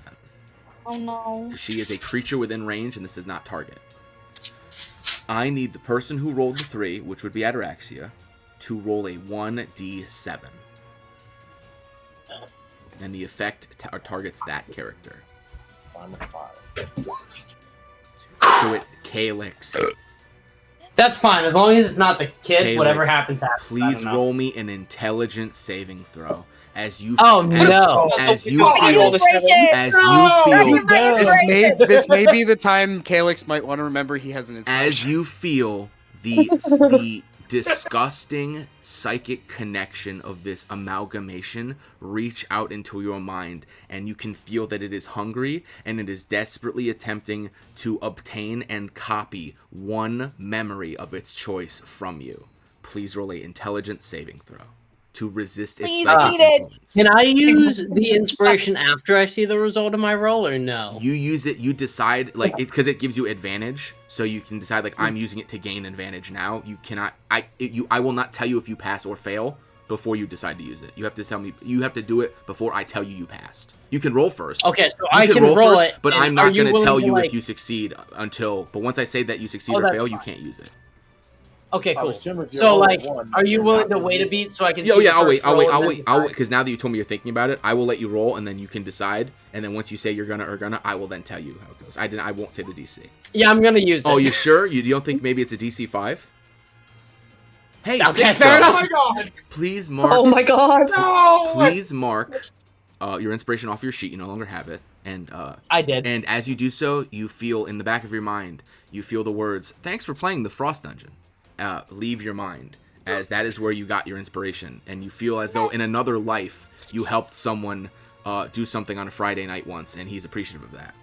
However, after that feeling fades, immediately after, you feel the psychic connection of the amalgamation worm its way into your mind, your undefended mind. You were never intelligent like a wizard. Your psychic defenses are not as strong as someone else's, apparently. This will be, you know what? I'll have Adder actually do it because it's fun, because she's the one who rolled it. Please Oh roll. my god. Please roll 1d6 psychic damage. Right? So, just a 1d6. And this is psychic damage on Calyx. 3. Just 3 psychic damage. That's fine. Calyx, I want you to roll 1, 2, 3. You have been adventuring for 8 days. Please roll me a 1d8.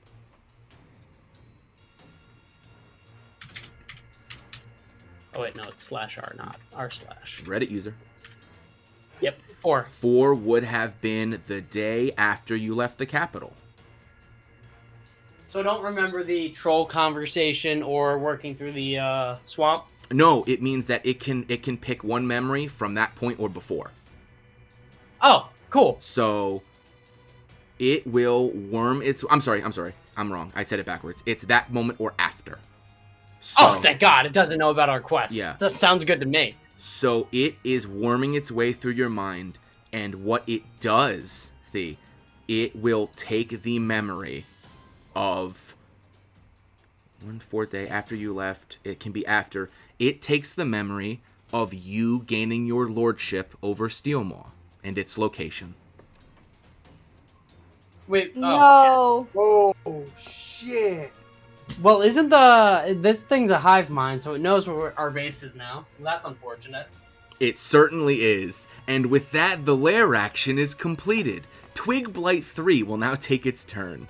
As it does not make any verbalizations, but the comprehend languages of Psi, the burbling and undulating gives a sense of satisfaction as it feels that it is ultimately making progress towards its goal. Twig Blight 3 will take 2 steps forward and go, oh look, a half-elf, and then punch her with a clawed fist. Addie, does a Let's not be too squishy. 5 hit you? You are no longer blinded, so it doesn't have advantage. Wait, what? Does a 5 hit Ataraxia? Sorry, I was panicking. 5, no, it does not hit Then my you AC. you watch as a Twig Blight desperately attempts to claw your flesh, only to be caught on your leather armor. And that is its turn. Ataraxia, it is now your turn. You are surrounded by literally all the remaining blights at once. What do you do?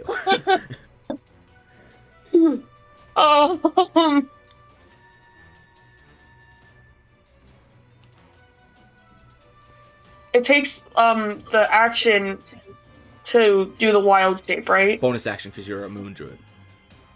Oh, it's a bonus action. So you could bonus action transform, action attack if you like. Okay. Then I'm gonna.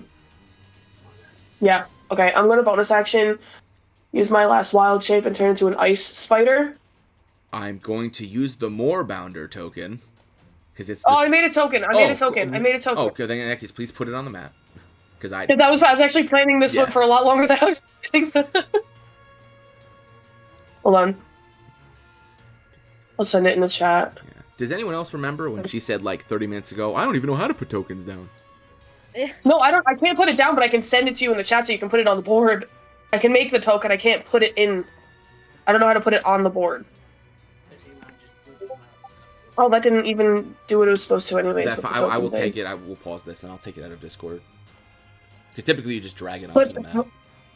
the token maker didn't even make it a token. No, because because you didn't clip it out as a PNG. But that is a very funny token, so we will still use it.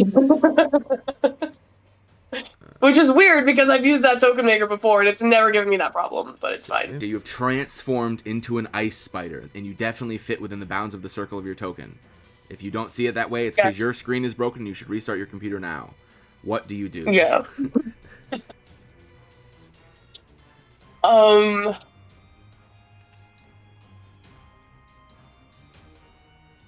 Let's see. I'm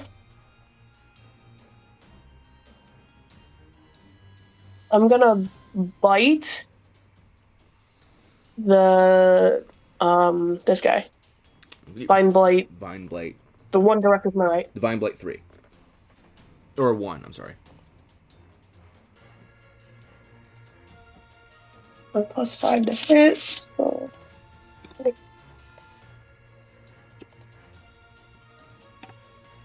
A 13 hits, please roll damage, and if it has any secondary effects, please tell me them. Hold on. Typically, spiders have poison, or it's an ice spider, so I assume it does cold damage or something like that. In this case, it is still poison. The cold damage would only come if I used a web. Okay. Hold on, I'll roll the regular damage first.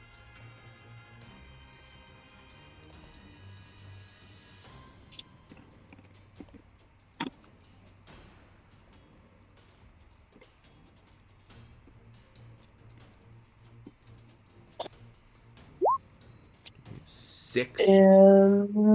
Is that 6 piercing damage or 6 poison damage? Piercing. Okay, and now you're rolling the poison? And then it's 2d8 poison. Okay. Is there a con save associated with it, or does it just take it? DC 11 con save. Okay, DC 11 con save on the Vine Blight. It fails, so it takes full poison damage.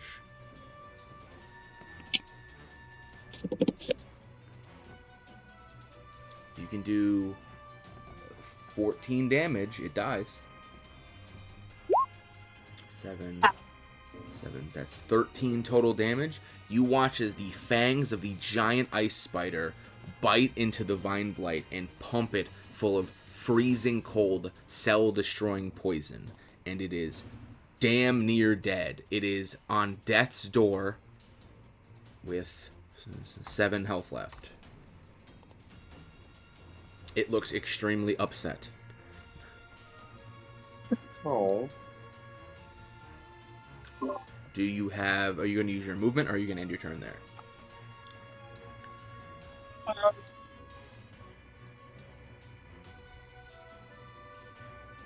No, we'll keep being a meat shield for all these stupid blights. Pretty smart. Your turn ends. Twig Blight 2 takes its turn. It moves 5 feet, and its blind sense, its tremor sense, shows me the first thing that is moving, which is this giant frozen ice spider. It will attempt to claw said giant frozen ice spider. It is not smart enough to go down one more square and gain flanking, because its intelligence is like 2. So it's just going to make a claw attack. Does a 20? Wow. Does a 21 hit the ice spider? Yeah, You take 3 piercing damage from the claws of the Twig Blight. For being stupid, it's pretty strong at fucking hit. It has a +3. It rolled an 18. I stand by my statements. Yeah. Okay, that you take the damage. That's all it can do. It is now Calyx's turn.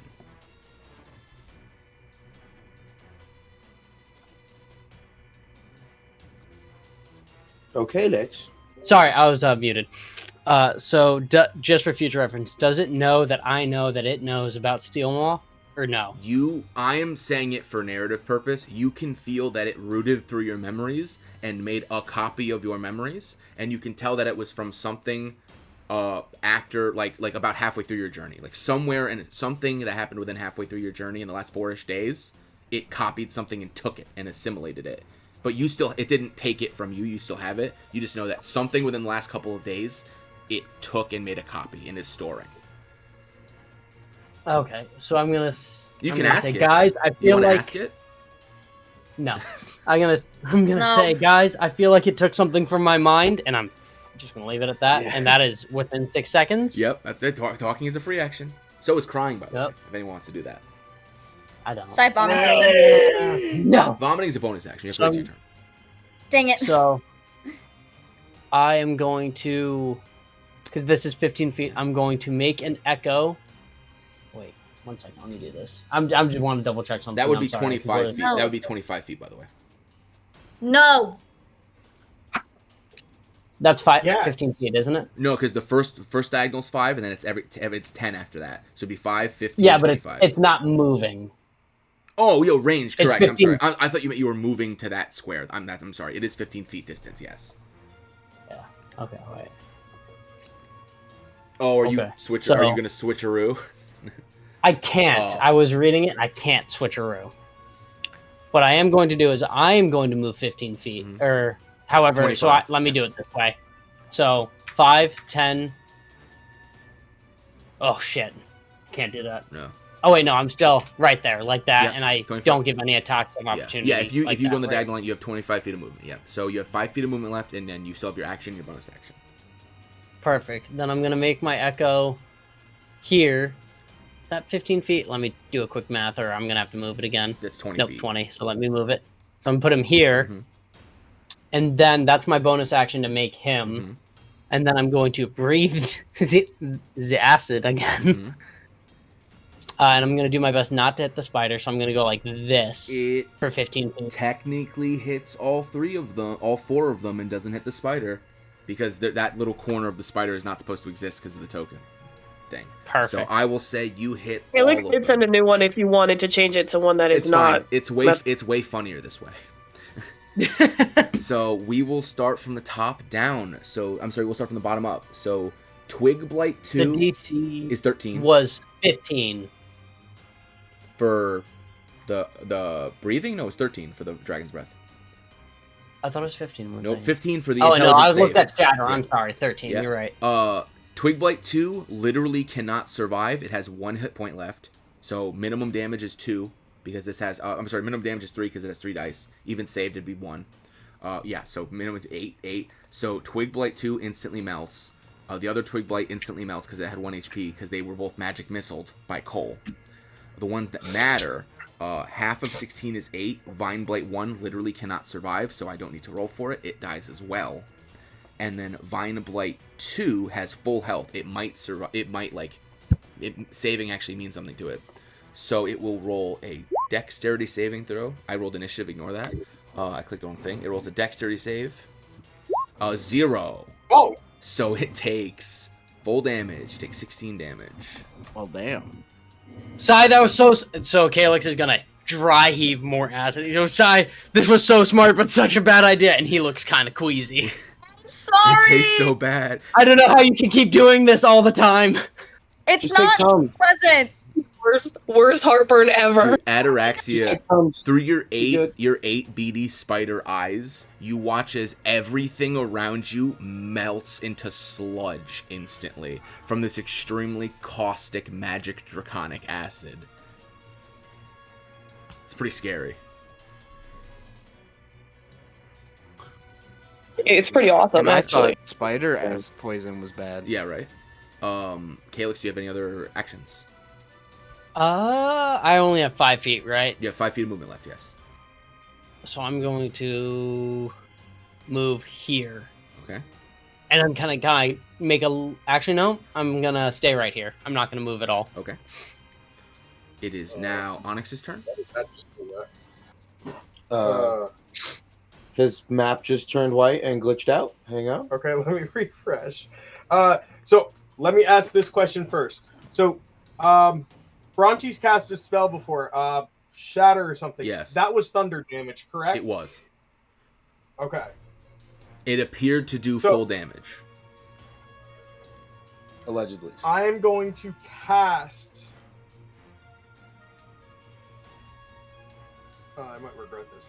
I'm going to use as a bonus action Thunderous Smite on my sword. Mm-hmm. So you enchant it with the power of a thunderous smite. If you just want to click the damage so that I could see the... I'm sorry, click the spell. Yeah, he's just so I loading can it back see up. You had to sorry, refresh roll 20. again. it. Just My- because my I whole know thing- the smites off the top of my head, but I don't... It's good to see them just in case I get it wrong. Yeah, like I said, again, my whole thing just I'm pretty sure it's Decided like to an extra decline. d6 thunder damage and it moves them 15 feet or It's something. 2d6. I believe. 2d6. And it's Did it go? pushed 10 feet Yes. away and knocked prone if you hit. Okay. Okay, perfect. Are you gonna knock it back into the pit? That'd be kind of cool. Okay, Well, wait. Question as far as what Calix just said logistically wise. That thing's facing the extra gravity, right? No, that ended. That was Oh, last that- turn. that- Oh, it's gone. Okay. Sorry. okay, sorry. Again, I'm sorry. That's I'm fine. Yeah, just it's trying to technical difficulties. I reset- get I'm it. trying to reset. We're just everything vamping. now. We're vamping. My personal favorite part of the spell is that first line. Your weapon rings with thunder that is audible within 300 feet of you. Man, I hope there's nothing else within 300 feet of you. Ka-chow. Oh shit. Do you think space where the star spawn is from is like, or the star scourge is from is 300 feet away? You think they'd hear you and maybe send some help? I think space is 300 feet away. That sounds right to me. Guess we're gonna fucking find out. The real question, this is the best part. Are you gonna kill it before we get to my favorite part, lair action again? I'm having fun with these. We don't. Okay. Sorry, I got everything set. I'm gonna move forward. I'm gonna move. Okay, so wait. 5, 10, 15, 25. No. I guess I can only really move right to here. Yeah, that's 25. So that would be 20. That's 20. Yep. I didn't do that. No, Bronte's clicked it by accident. It's not his Ignore that. I accidentally clicked that. Yeah. Okay. So then I am going to attack with the Blade of Bonds. turn. Okay. You do not have advantage, so it's a straight roll. A 10 does not hit. You watch as you swing your sword down with the might of hell itself, Give it back. and you watch as one of the bodies in the corpse mound, it is puppeted outwards, and you watch as it reaches out and it grabs your wrist like one of these zombified workers, and it looks at you with pleading eyes, asking you to end its suffering, but it stops you all the same. No, because then I get Your smite, however, is still on your weapon. It does not go away. Right. So that's Yes. that's your action, bonus action. You have 5 feet of movement. Would you like to move? No, because I don't want to give it an attack. That's pretty fair. Okay, so you're ending your turn. We're learning. So you're ending your turn. I'm trying to be a good noodle. I'm taking that as a yes. Well, That's the end of my turn. Okay. Just so we're clear. And then I say that. you have to say it because I don't want to end your turn, because then if I start saying the next thing, then it's the whole thing. Okay, when your turn ends, initiative count 8 is the amalgamation. It now has a creature in front of it. There is no more inconveniences. It is picking Onyx, and it is going to use multi-attack. It makes 2 pseudopod slams at the same creature. Pseudopod slam 1 is a 22. That hits. Pseudopod slam 2 is a 23. And So why do we buy the extra armor again? hey, here's a better one. Do me a favor. Do the math. Tell me if you're still up. So it's It's 14 plus Both 2 the- and then 14 plus 4. So 28 plus 6, which is 34. 34. 34 damage. Yep. Yeah. I'm still alive. No, you're not, because it hit on 2 attacks on the same target, so it gets to use Absorb. You watch as, much like that one gentleman who you didn't speak to, who appeared to have been rescued, the only survivor, you all watch as 2 pseudopods reach out, wrap around Onyx, and crush him simultaneously like pincers, causing immense bruising. Blood pours into internal cavities as he is crushed nearly to death. And then, when all hope appears that he might somehow survive, you watch as dozens of hands of slain tree axemen reach out, and they drag Onyx into attempting to bring him into the amalgamation. Onyx, I need you, and this is very important, to roll me. Actually, no, you know what? I'm going to let you suffer on it. This technically doesn't happen until the start of a turn. So what you all see, you watch as Onyx is pulled completely into the amalgamation. Onyx, you are blinded, restrained, and you are unable to breathe. And you all watch Onyx completely disappear. To clarify, do I still take the 34 damage Oh, off my yeah. health? Like Oh, yeah. Okay. Well, no, because you said, well, you're not a lot. Like, I'm just trying to do that Well, part. Right. yeah, I mean, you wouldn't get the save if you were dead. He would just eat you. So the fact that you're still alive means you get to save out of this on the start of the next turn. So you are currently inside the blob. You have total cover. You are almost dead. You are blind, restrained, and you cannot breathe. And that's the end of his turn. Brontes, it's your turn. What do you do? You definitely didn't see something horrifying. So, Well, I'm just for gasped in clarification, horror that I just watched Onyx disappear. Yes. did Onyx look bloodied before he went in? Oh, he looked basically dead before he went in. Oh, Well, damn. This thing is very slow, but it is very strong. I'm guys, we can gonna- run away. I'm gonna hope. I'm not We're leaving. not leaving him behind. No, what I mean by that is we can run circles around it. I'm gonna slow this thing down a little bit more, I guess. I'm gonna cast Magnify Gravity at level 1 on it again. Please click that spell for me. I need to check its wording. No. Oh no. Center on a point you can see within range increases. Each creature in the sphere on the turn when you cast the spell must make a con save. I am going to say Brontes because I am not. Can't I me. use it? Cause can't I use it with the sculpting spell thing? Are you not doing it? hit Because you him? didn't say you were doing that. Are you doing that? I would like to. Oh, in that case, yeah, you totally can. It's just you didn't mention it, so I was like, if you don't use it, Yeah, I'm not gonna hit him Yeah. with it. I would just like to target the amalgamation, absolutely. not him. In that case, yes, you can. You said you're doing it at level 1. Yes. Okay. It's only 1d8 or 2d8. 2d. You instead don't of get the extra, 3. but the save is the same and the effect is the same. Yes. So it will roll its Constitution save. 15. So it takes half damage. Half damage, and more importantly, it is not slowed down. So please roll the damage. Ah, yeah, that's true. 7 rounded down, or I'm sorry, 7 cut in half rounded up would be 3.5, so 4 damage. I tried. Did you sneeze on it too? Says the guy who did 7. I know. Well, listen, I'm saying it's not good. Okay. I didn't say I did any better. Do you have a bonus action? Not that would require another spell slot, so no, I end my turn In where that I am case, since I feel comfortable with the In distance. that case, that round ends. It is now Cole's turn. Oh. You have watched your found family, your brother for the entirety of your life that you oh so recently discovered, be pummeled to near death and then dragged near screaming into a mound of corpses and death from beyond the stars. What do you do?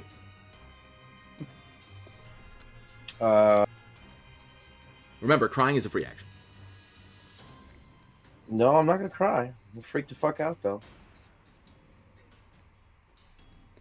Also a free action.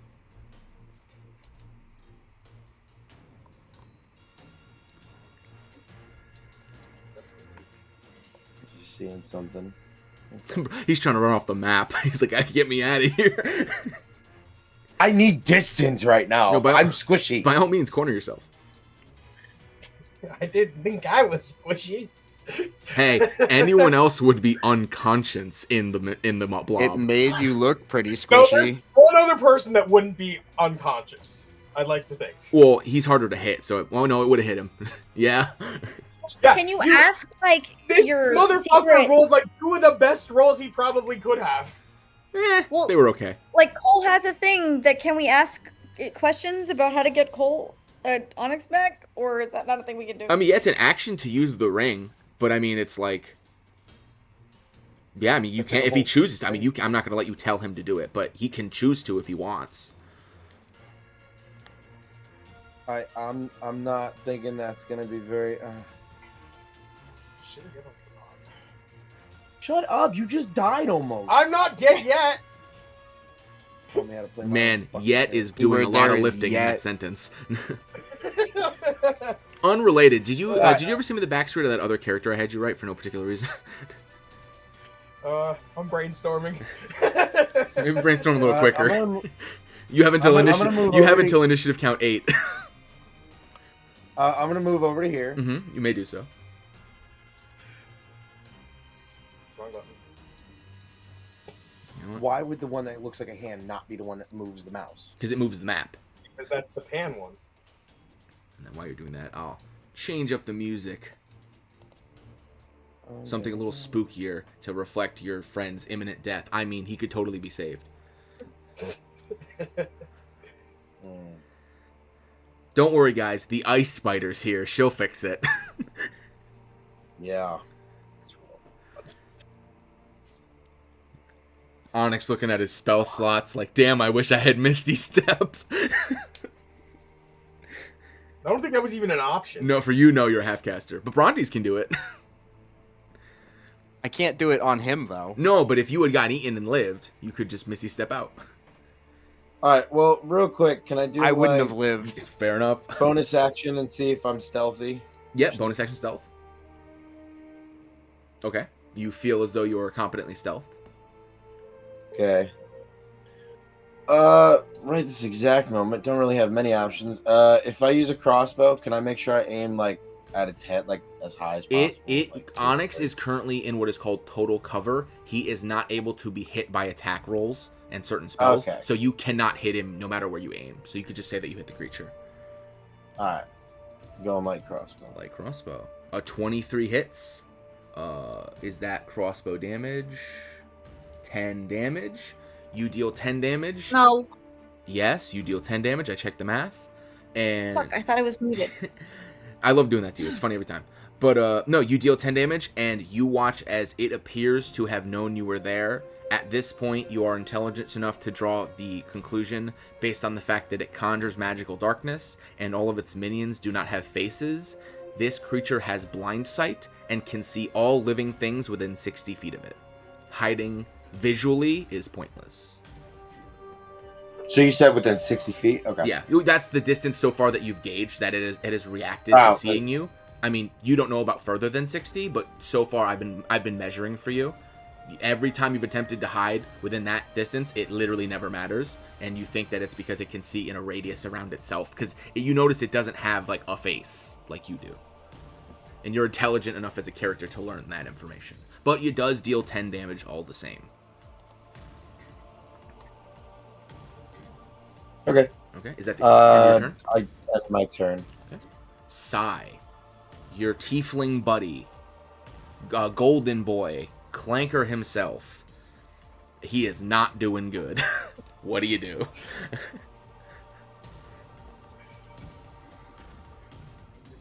You might still be muted. And we lost it. Guys, the amalgamation got her. It reached through the screen. Okay, I'll go check. Yeah. Be right back. Brisket ate the microphone. No, I'm still here. I was putting him to bed. Ah. He started eating the couch. I was right. He is the amalgamation. Um, The couch is Onyx's nickname. The couch is Onyx. Yeah. Tag yourself, I'm the couch. So what do you do?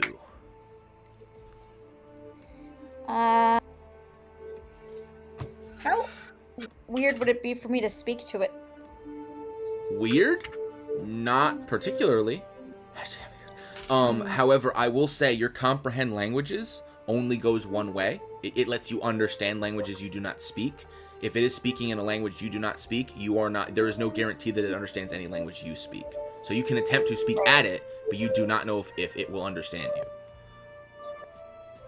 Because it has not spoken Common, Draconic, or Infernal in your presence. If the damage of the Mind Sliver is high enough, do you think I could get it to drop Onyx? Are you asking me, the DM, or are you asking me, a guy who plays a lot of Dungeons and Dragons? Yes. You have no idea. If my memory of using the spell. In your memory of using the spell, you know that there has never been a part of the spell that says if you roll a lot of damage, somebody drops something. That is not part of the spell. However, you do think that if maybe someone caused a saving throw that could somehow get Onyx to be pulled out, and it was a series of rolls, if one of those rolls was a saving throw, technically speaking, Mind Sliver would factor in against the creature. Yeah, but That is It what you wouldn't be know having intelligent. casted the spell. In game, of course, because you don't know what saving throws and turns are.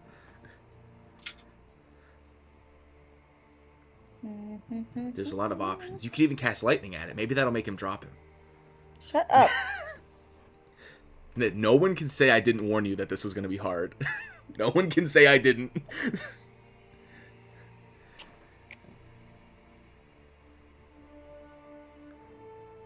I am going to use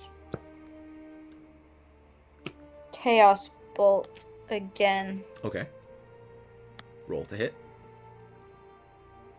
Oh my god, what is wrong with this kid? Why is he just whining? Giving him ice cubes. I mean, Flower's pretty Ran well around. behaved, but, you know. He ate bubbles. What was I doing? You're Oh. rolling Chaos Bolt. And then I'm also going to use the transmuted spell to change it if it becomes if it becomes lightning. Yep. Okay, 12. You watch as the bolt once again flies out of your hands, and it deflects off of one of the sinewy bits of armor of the mound, and it does not hit. Its AC is higher than 12. Cool. Do you have a bonus action? The only bonus action I have is Dragon's Breath, and that is currently on Calyx right now. This is true. In that case, your turn ends, and it's that time of the year again, ladies and gentlemen. It's lair action. Fireworks go off. The ball drops in New York City. I need the next person in line. It is Cole. Do me a favor. Roll a 1d3, and then re-roll the 3, if it's a 3.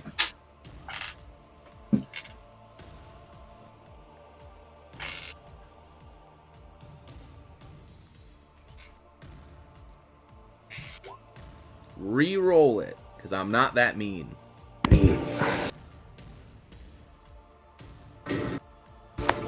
I mean, you are that mean. You literally just consumed on it. Reroll it, because I'm not that mean. I think it's no longer Calix's fault. I'm just gonna put that out there. Space. Well, it's Got the Calix's fault for space. not being smart enough. Reroll Oh my it. god! There's no way. Do me a favor. Roll a 1d2. That's a 3% chance right there. I kind of want to keep doing a 3 just to see how Yeah, long this goes, go but I for it. won't. You get one more.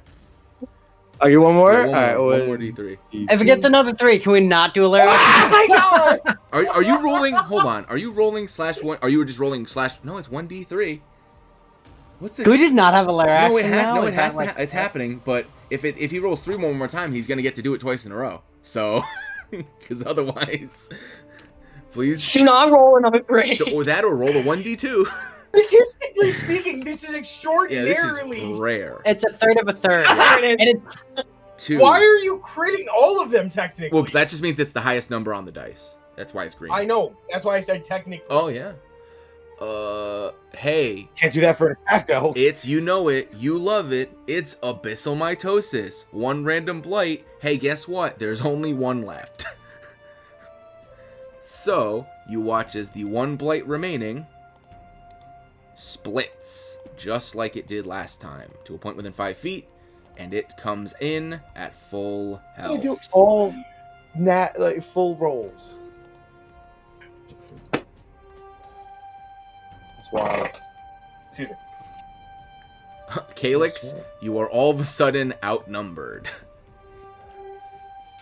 Oh, it gets full health? Yes, it comes in at full health. That's stupid. Well, you shouldn't have rolled the 2. He did it.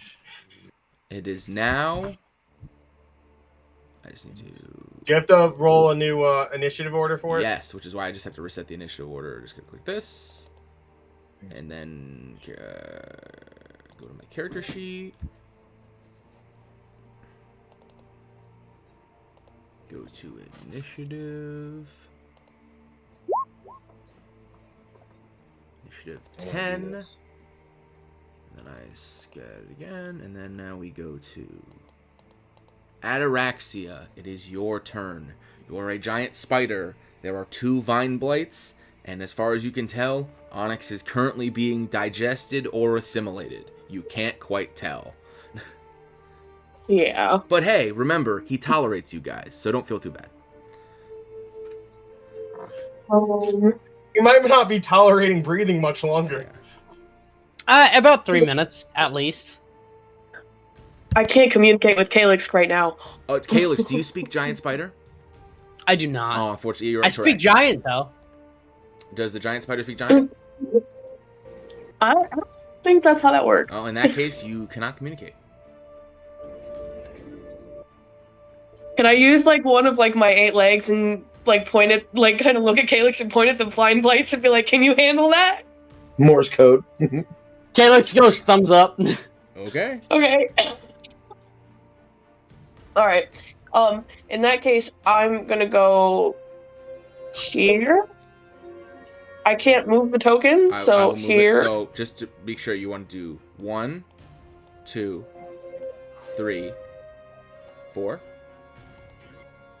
Yep, Okay. that should have been about 15 feet of movement. It's 4, so 4 was 20. Oh, okay.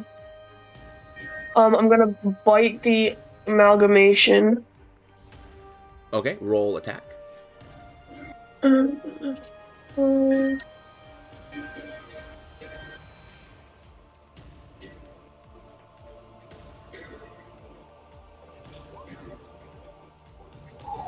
That's not what was supposed to happen.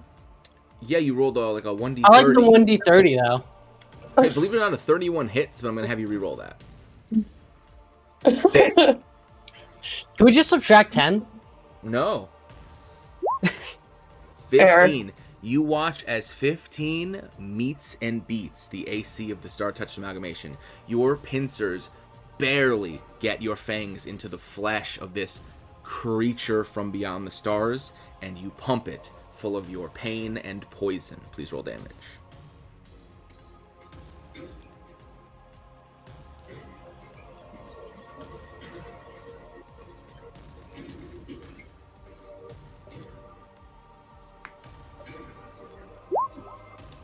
5 piercing damage. Con save is 11 for the poison damage. Con save of 11. It rolls a 19. Does it take half damage or doesn't take none? Half as much damage on a successful Okay, in that save. case, still roll the damage and then we'll half it.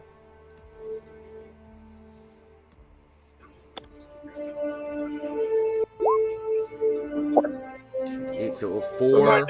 4 plus 5 is a total of 9 damage.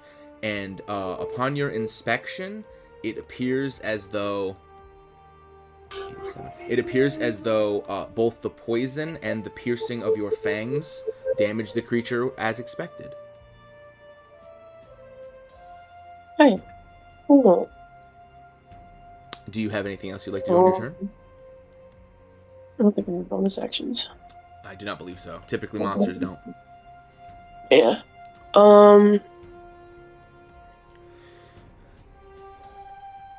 Debating if it's worth it to move again. That's it. Okay, Oh. in that case, your turn ends. Calyx, it is now your turn. Your Yes, your let's see. your This bosom. will hit your- both of them, right? It will, yes. Your bosom buddy, Onyx Crimson, is going through something right now. I may have an idea, so we're gonna see how this goes real quick. Do me a favor. So I'm do going do to- me a favor, because you are one of Yeah. the more seasoned members of. You're the most seasoned member of the party in terms of like combat Just very and close. fucked up shit. Just roll me a Mhm. general intelligence check. Okay. Man, where was that when I had you save, huh? Right. You with a 19, you can't see Onyx, but seeing as he's the only thing that you know that is alive within the mound, this thing is not like this amalgamation does not appear to truly be alive. It is some sort of force.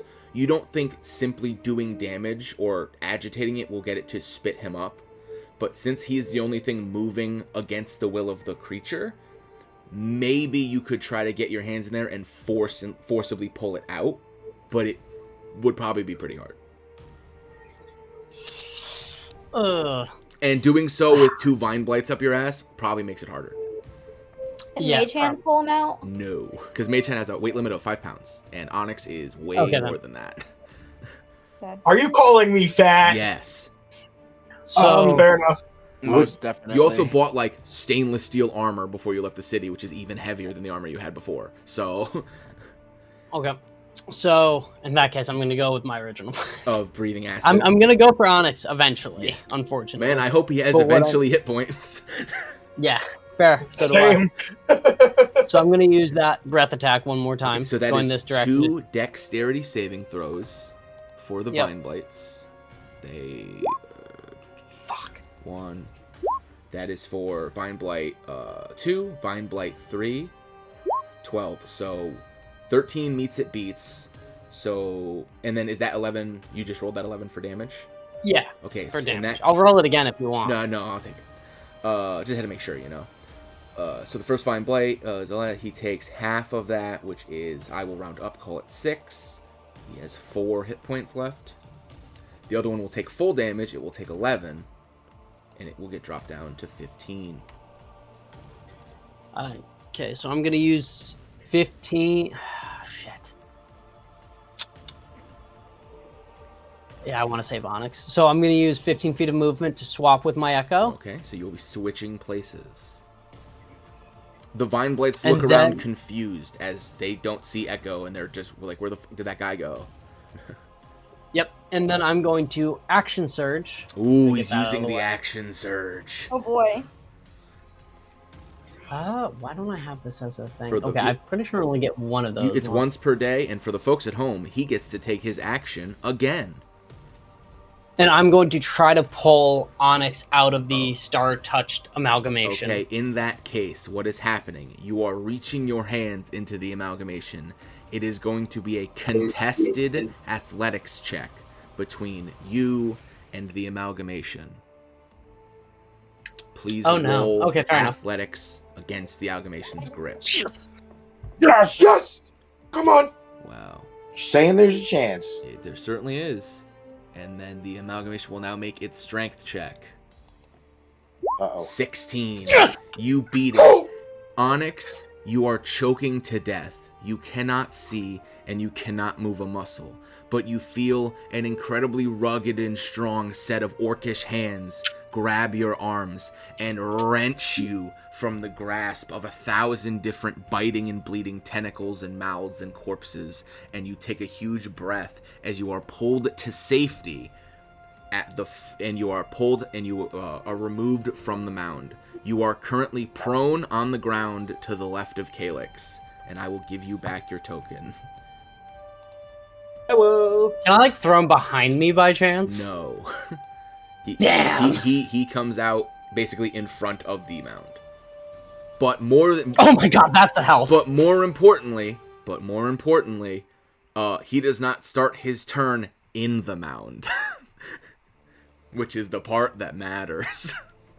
So I don't have to make that You do DC not need Constitution to make a Constitution check. No, that is only when the mound. thank God. That's only when the mound starts its turn with something inside of it. Okay. And then just one more. No, take the turn. I'll ask on my turn. Okay. Go. In that case, Calyx, do you have any other? You used your movement, you used your swap, you used your attack. You got nothing left. Nothing else. Okay, in that case, it's now Vine Blight Central, baby. And like I mentioned previously, we established that they cannot see Echo. They will both attempt to move forward to fight the spider. Vine Blight will then bump into Echo and realize something is there, much like the amalgamation did, and will attempt to fight Echo. Vine Blight, however, will just walk forward here, and then it will attempt to fight. Actually, what's its range on its vision? Oh, will you look at that? It won't do that. It's gonna emit from itself a 15-foot radius of entangling plants. Because it hasn't used this ability yet. In that case, I need Echo, who is immune to restrain, so it doesn't matter, Calyx, Onyx, and Ice Spider to please roll me a strength check. That's a save, but it's still, the dice is still high enough that it doesn't matter, so you don't need to roll again. That's a save, but you rolled a 11. What's your check modifier? Onyx. Hang on, I'm reaching over to his laptop. But it's not a saving throw? No, it's. Oh, I'm sorry. I'm so sorry. You're absolutely right. It's a saving throw. To break out is a check. You are completely fine. I was reading the second half of the paragraph, not the first half. You're both fine. Ice Spider. You're involved. For the ice, would I just do like the +2 for its strength? Yes, because if it doesn't have proficiency in saves, then yeah, it's just a 1d20 +2. Unless it has an ability, like if it has a condition immunity that says like immune to being restrained because it's a spider, then you don't have to make the save at all. But I don't know, so. I mean, it's only resistant to cold, but it can. Hold on, I feel like I saw something about it. Usually spiders are like immune to being like restrained by webs or the web spell, or sometimes it says something. Yeah, it can climb difficult surfaces, but. Okay, if it can traverse difficult surfaces, then it won't have its movement halved, but it could still be restrained, so you still have to roll. Okay. Did it again. God. Please, can we just... Can we get the Reddit user detected One day we'll compilation? get it. Thank you. Oh, 19. Gosh. The Vine Blight emits this radius of plants, and it affects literally nobody, and he sits there looking incompetent about himself. And then 3 will then punch Echo in the face. You said he has an AC of 16? Correct. Constrict. Wait, I thought I can't see the Echo. He can't, but he walked He forward, bumped into but it it. takes up space. So he walked forward to attack the yeah. spider and was like, well, I guess there's something here, and is now blindly attacking it. Does a 10 hit? Okay. 10 is lower than 16, so I doubt it.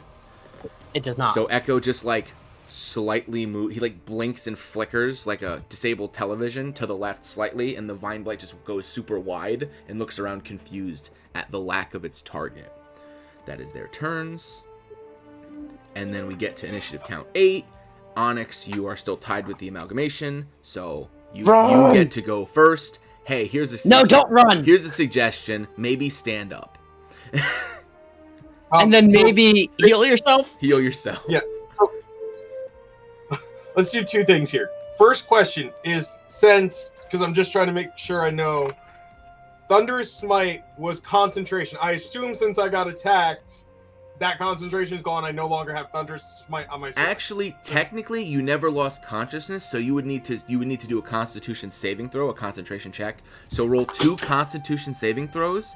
The DC is 10 or half the damage, whatever is higher. You took 14 plus 2 and then 12 plus 2, so it would be 10 both times. So roll 2 con saves, and they both need to be higher than 10. I thought you said the higher. Okay, so Well, this is it was just 2 individual hits.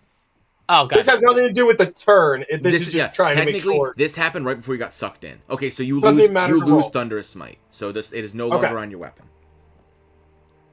Give me a second. And the spell, and you lose the spell slot as well. Like you don't have it. I already marked it Good, off when I good. cast the spell anyway. In that case, yes. Now it is your turn. You use half your movement to stand up if you so Okay. choose, and now you have your Right, action so that bonus means I have action. 15 feet, Yeah, right? you have 15 feet of movement, and now you are no longer concentrating on a spell, so you could cast another smite, and because your axe currently has nothing. I'm sorry, your sword currently has nothing on it. Yeah, Question, just because I don't understand, I want to see something. If I were to move here, I'm just moving here temporarily. Yeah, Is that moving away from the creature, or since it's occupying this block? it's still Here. it's the block is it's still adjacent because it's diagonal. That is like the absolute limit of its reach. Like you're pushing it, but technically it would not hit Yep. you. Okay. Okay, so let's do this. So lay on hands, is that a bonus action or an action? Is an action. Damn. But when you do it, you get to decide the number immediately. So you can decide 1 hit point or all of them. No matter how many you choose, it's still an action. A voice appears in the back of your head. Man, wouldn't it be great if you had all 20 of them? If only somebody didn't cost you lay on 7 hands. of them. Someone who you look around and he's not even there because he's currently stealth in the woods with a 20. So from your perspective, Cole That's is what I healed. from your Cole with. perspective, He got attacked Cole by the is wizard. gone. You look around and your brother is nowhere to be found. Okay.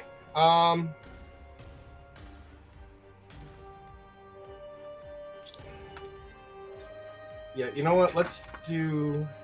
I can hear him flicking through his binder. He's like, "What do I do? What do I do? What do I do?" Well, because I have 2 options here, and I'm trying to pick the right one. toilet or get off. Literally just bitched about everyone going slow, including me, and then you're the slowest one. I think I'm going pretty fast. You want me to eat you again? That'll be fun. No, I prefer not. Oh, Okay, wait. yeah, we're gonna use lay on hands. What? I don't want to say anything. Right. Shit. No, I was gonna say something, and that would have been metagaming, so I'm No, not. that's fine. I mean, if it's something that Okay. I don't mind if you say it as Calyx if it's something Calyx would know. I could. Calyx could say, disengage. I have you covered. Okay. And so for you, the disengage action is a full action. So you could action disengage, move 15 feet, but you could not lay on hands that turn if you did that. But But you you also could- won't take attacks of opportunity. Yeah, so it won't punch you in the back. I would get out of there. Okay. Honest, you gonna let him tell you to run away? How dishonorable is that? Yeah. What are you, a coward? I'm gonna say thanks. I'm gonna use lay on hands. I'm gonna use 12 of my 13, so that goes down to 1. 6 plus 12 is 18, right? Yeah, it's 8. You're currently at 18 hit points. Okay. And what I'm going to do is I'm going to move here. Okay. So you're now next to the Vine Blake. Yep. And just go for the phone. No, that's it. I can't attack. Yeah. Oh. His action was healing himself. So Yeah, I gotcha. But I'm trying to pin myself with Okay. others on my sides and try to be there to attack the Vine Blade if it decides to move or something. So that's the end of my turn, I guess. Okay. You, Um, you end your turn, and what were you had a question? What was it? Wait. I have a question Yes. about the Vine Blight. Yes. I know it did the terrain. Yes. But does it? So it's still got to stay there and focus, right? No If it one is wants to keep no its- one is caught in it, so it just dropped concentration once it missed because it didn't catch anybody. Oh, so the terrain's not bad No, anymore. yeah, the terrain is totally normal. Because if it had caught someone, Okay. it would have stood there and held it up. But since everyone's saved, Gotcha. it's not that dumb. And it was like, oh, this is pointless, and then it immediately dropped it. Do I still have my bonus action? Yes. I'm gonna cast Searing Smite. Okay. You all watch as Onyx touches his sword, and it bursts into hellish flames. The Vine Blight recoils at its presence, as it is made of plants. Do you want me to roll that? Show that one? Yeah, to me? yeah, just in case you hit something with it, because then I need to know what the save is. Yeah, I think it's a con save, right? Yes, it is. And then they become burning to death. Okay, the Vine Blight. So now it is the Amalgamation's turn. It's the Amalgamation's turn, and the biggest threat to it right now is the giant ice spider who just attempted to stab and poison it. So it is going to make 2 attacks at giant ice spider. Okay. Multi-attack. Pseudopod slam 1. Does a 15 hit the spider? Yeah. Important question. Does the ice spider have immunity or resistance to cold damage? Oh, It is dealing cold damage. Oh. So it's doing 12 bludgeoning, 4 cold. It says it's resistant It's to resistant. cold. In that case, you are not taking 16 damage. You will be taking 14 damage for that first hit. Are you still a spider? Yes, this is a Okay. spider. It is going to hit you with the second pseudopod. Hold on, let me do math. Okay, that's fine. I'll wait.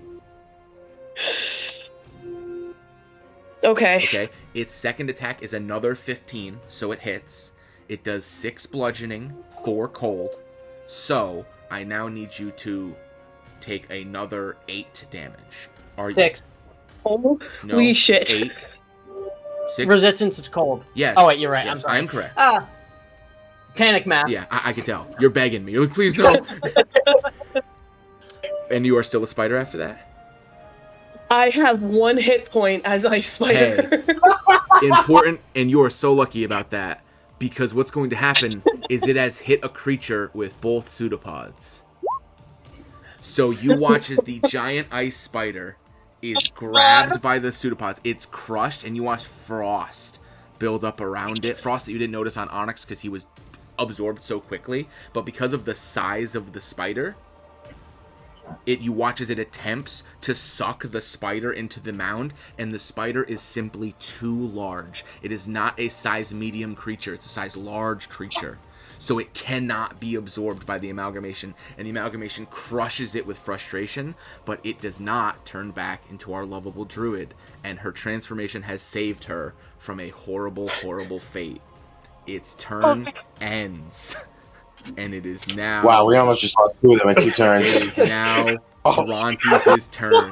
Brontes, you are watching the slugging match of the century. Your heaviest hitters are desperately attempting to fight this creature. It is almost one-tapping your paladin. You watched an ice spider the size of a sedan get crunched like a soda can and is barely standing. There are still 2 vine blights who are casting that really annoying vine thing, and you're hiding in the tree line 50 feet away.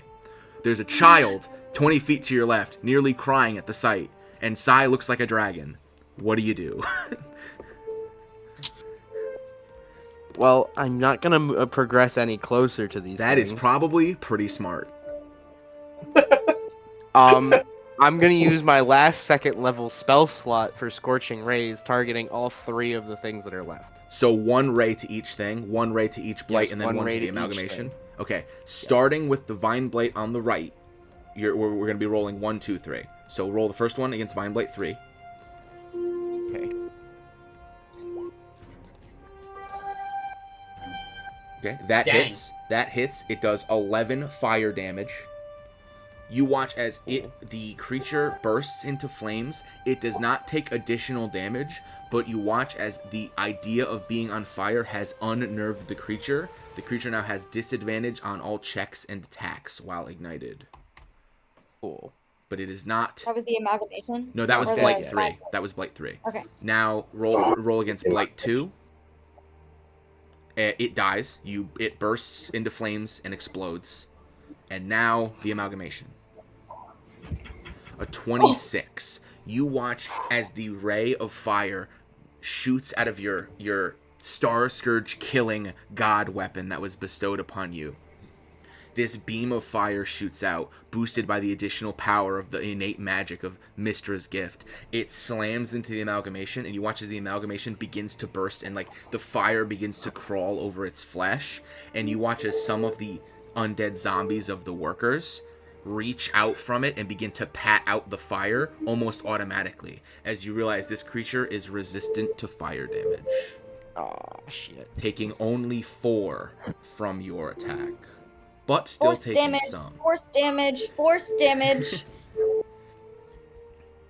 Maybe acid. Who knows? We're gonna find So out. it's not With that, I end messed my up with the turn. saves anymore, right? Oh, no. The Vine Blight is the one that was messed up with the saves, and it's still alive. It has 4 health. It's sitting next to Echo. It is still messed up. I'm saying the Star Scourge. No, the is Star, not. yeah, the Star Scourge, not only did it not care about the fire, it seems to be resistant to it. Like, the zombies inside of it are almost like antibodies in a body, and they're actively putting out fires so that it doesn't even have to concern itself with the burning. Okay. And then, Brontes, is that the end of your turn? Yeah, there's nothing else I can do at that moment. It is now a new round. Cole, it's your turn again. You're crouched in a bush. Your brother has reemerged from the monstrosity, and in its rage you watched it almost eat Ataraxia. But luckily, she's a giant frozen spider for some reason, and somehow that helped. She is barely alive as a spider. Calyx is desperately attempting to hold back the monster, and you watch beams of fire streak from the wizard to barely do anything against the threat from beyond the stars. There is 1 Vine Blight left remaining, and it is currently stop, dropping, and rolling as it freaks out at the notion that it is currently burning to death. What do you do?